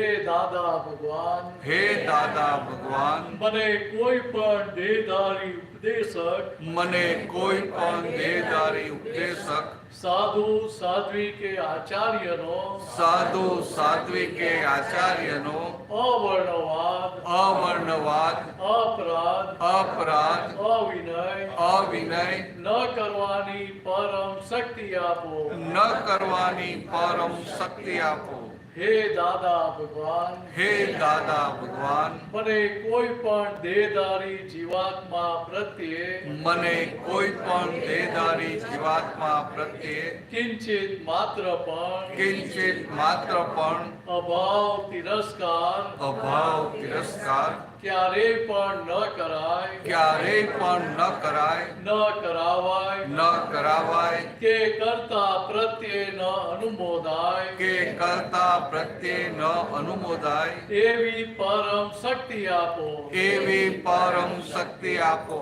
હે દાદા ભગવાન, હે દાદા ભગવાન, મને કોઈ પણ દેહધારી જીવાત્મા સાથે મને કોઈ પણ દેહધારી જીવાત્મા સાથે ક્યારેય પણ કઠોર ભાષા, કઠોર ભાષા, તંતીલી ભાષા તંતેલી ભાષા ન બોલાય, ન બોલાય, ન બોલાવાય, ન બોલાવાય, કે બોલવા પ્રત્યે ન અનુમોદાય, કે બોલવા પ્રત્યે ન અનુમોદાય, એવી પરમ શક્તિ આપો. એવી પરમ શક્તિ આપો. કોઈ કઠોર ભાષા, કોઈ કઠોર ભાષા, તંતીલી ભાષા તંતેલી ભાષા બોલે તો મને બોલે તો મને મૃદુ રુજુ ભાષા મૃદુ રુજુ ભાષા બોલવાની શક્તિઓ આપો. બોલવાની શક્તિઓ આપો. હે દાદા ભગવાન, હે દાદા ભગવાન, મને કોઈ પણ દેહધારી જીવાત્મા પ્રત્યે મને કોઈ પણ દેહધારી જીવાત્મા પ્રત્યે સ્ત્રી પુરુષ અગર નપુંસક સ્ત્રી પુરુષ અગર નપુંસક ગમે તે લિંગધારી હોય ગમે તે લિંગધારી હોય તો તેના સંબંધી તો તેના સંબંધી કિંચિત માત્ર પણ કિંચિત માત્ર પણ વિષય વિકાર સંબંધી દોષો, વિષય વિકાર સંબંધી દોષો, ઈચ્છાઓ, ઈચ્છાઓ, ચેષ્ટાઓ ચેષ્ટાઓ કે વિચાર સંબંધી દોષો કે વિચાર સંબંધી દોષો ન કરાય, ન કરાય, ન કરાવાય, ન કરાવાય, કે કરતા પ્રત્યે ન અનુમોદાય, કે કરતા પ્રત્યે ન અનુમોદાય, એવી પરમ શક્તિ આપો. એવી પરમ શક્તિ આપો. મને નિરંતર નિર્વિકાર રહેવાની મને નિરંતર નિર્વિકાર રહેવાની પરમ શક્તિ આપો. પરમ શક્તિ આપો. હે દાદા ભગવાન, હે દાદા ભગવાન, મને કોઈ પણ રસમાં મને કોઈ પણ રસમાં લુપ્તપણું ન કરાય, લુપ્તપણું ન કરાય, એવી શક્તિ આપો. એવી શક્તિ આપો. સમરસી ખોરાક લેવાય, સમરસી ખોરાક લેવાય, એવી પરમ શક્તિ આપો. એવી પરમ શક્તિ આપો. હે દાદા ભગવાન, હે દાદા ભગવાન, મને કોઈ પણ દેહધારી જીવાત્માનો મને કોઈ પણ દેહધારી જીવાત્માનો પ્રત્યક્ષ અગર પરોક્ષ, પ્રત્યક્ષ અગર પરોક્ષ, જીવંત અગર મૃત્યુ પામેલાનો જીવંત અગર મૃત્યુ પામેલાનો કોઈનોય કિંચિત માત્ર પણ કિંચિત માત્ર પણ અવર્ણવાદ, અવર્ણવાદ, અપરાધ, અપરાધ, અવિનય અવિનય ન કરાય, ન કરાય, ન કરાવાય, ન કરાવાય, કે કરતા પ્રત્યે ન અનુમોદાય, કે કલ્પ અનુમોદાય, એવી પરમ શક્તિ આપો. એવી પરમ શક્તિ આપો. હે દાદા ભગવાન, હે દાદા ભગવાન, મને જગત કલ્યાણ કરવાનું, મને જગત કલ્યાણ કરવાનું નિમિત્ત બનવાની નિમિત્ત બનવાની પરમ શક્તિ આપો, શક્તિ આપો, શક્તિ આપો. પરમ શક્તિ આપો, શક્તિ આપો, શક્તિ આપો. જય સચ્ચિદાનંદ. જય સમજાય નવો કલમો? તમને યાદ નહીં રહે પણ સમજાય ખરું ને કે ભાઈ આ કોઈનો અહંકાર ના દુભાય, કે આ કોઈ ધર્મનું પ્રમાણ ના દુભાય, કે કોઈ સાધુ સાધ્વી આચાર્ય હોય એનું આપણે પ્રમાણ દુભાવીએ નહીં, આમ એનો અવર્ણવાદ, અપરાધ, અવિનય ના કરીએ. આ કોઈ પણ વ્યક્તિ માટે આપણે અભાવ તિરસ્કાર ના થાય. પછી મેઇન વાણીથી પ્રોબ્લેમ હોય તો કે આપણી કઠોર વાણી, તંતેલી વાણી ના નીકળે, પણ સામા કોઈની હોય તો પાછું એની સામે મારી મૃદુ ને રુજુ વાણી નીકળે. પછી આપણા બ્રહ્મચર્ય સંબંધી કે આ કોઈ પણ સ્ત્રી પુરુષ કે નપુંસક હોય એની સાથે આ વિષય વિકાર સંબંધી દોષો થાય નહીં. અને પાછું એમાં શું કહ્યું કે આ કાળમાં કલયુગમાં એક પત્ની વ્રત અને એક પતિ વ્રત એને બહુ મોટામાં મોટું બ્રહ્મચર્ય છે. એટલે કે આ એને પતિ પત્ની હોય તો કે બહાર ક્યાંય એની દ્રષ્ટિએ બગડે નહીં, કે સ્થૂળમાં પણ દોષ ના થાય, એને મોટામાં મોટું બ્રહ્મચર્ય કહ્યું. અને મનમાં વિચાર આવે તો ચેતી જ્યારે માફી માગી લે તો એને બ્રહ્મચર્ય કહ્યું. પછી એ મોટામાં મોટું હોય કે ભાઈ આપણે હેલ્ધી રહેવું પડે ને, તો હેલ્ધી ક્યારે રહેવાય કે આ 6 રસ છે, આયુર્વેદમાં 6 રસ છે બતાવ્યા, એ બેલેન્સ કરીને તમે ખાઓ તો તમારું શરીર હેલ્ધી રહે. શરીર હેલ્ધી રહે તો તમે તમારે જે મોક્ષે જવું છે કે તમારે હું કોણ છું એ જાણવું છે, એના માટે તમે બધો તમને સમય વધારે મળે.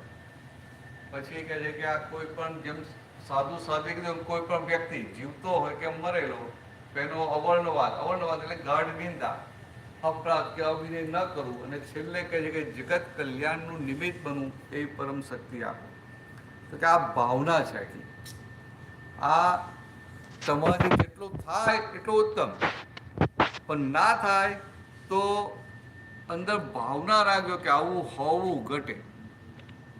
એટલે આ ભાવના એટલે તમે બીજ રોપ્યા, પછી એની જ્યારે ઝાડ થશે અને કેરી આવશે. ભાવના એટલે ગોટલો રોપ્યો, એની જાતે આંબો થશે અને કેરી આવશે. કે આવી આ વાત છે. ચાલો આપણે સાથે પૂરું કરીએ. 7 વાગે બરાબર. લાઈટ જો તો મેં તો પેલા ઘરું બંધ કરીશું.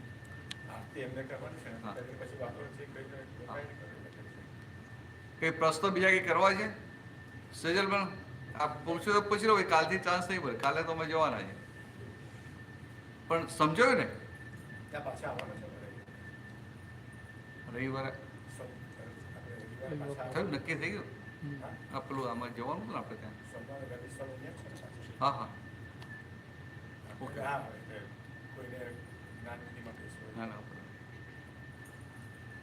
કઈ પ્રશ્ન કરો તો કરી લો, પછી નહીં તો આપણે આરતી કહીને પછી બેસીશું. પ્રકાશભાઈ પૂછ્યું છે કઈ? સંગીતા તમારે કઈ પૂછ્યું છે? નહીં પૂછ્યું ને? ક્યાં ગયા અરુણભાઈ? તો બહાર સંભળાય છે નહીં? પણ સારું છે, આવે છે ખરા. આ એવું છે કે તમને લઈને આવે ને એટલે એમના માટે અંતરાય પડતા બંધ થઈ જાય. ખરા? કોઈને જતા રોકે નહીં ને એટલે એને પોતાના અંતરાય બંધ થઈ જાય. એટલે આવી રીતે આખું કામ થઈ જાય. તો આપણે પૂરું કરીએ. બરાબર.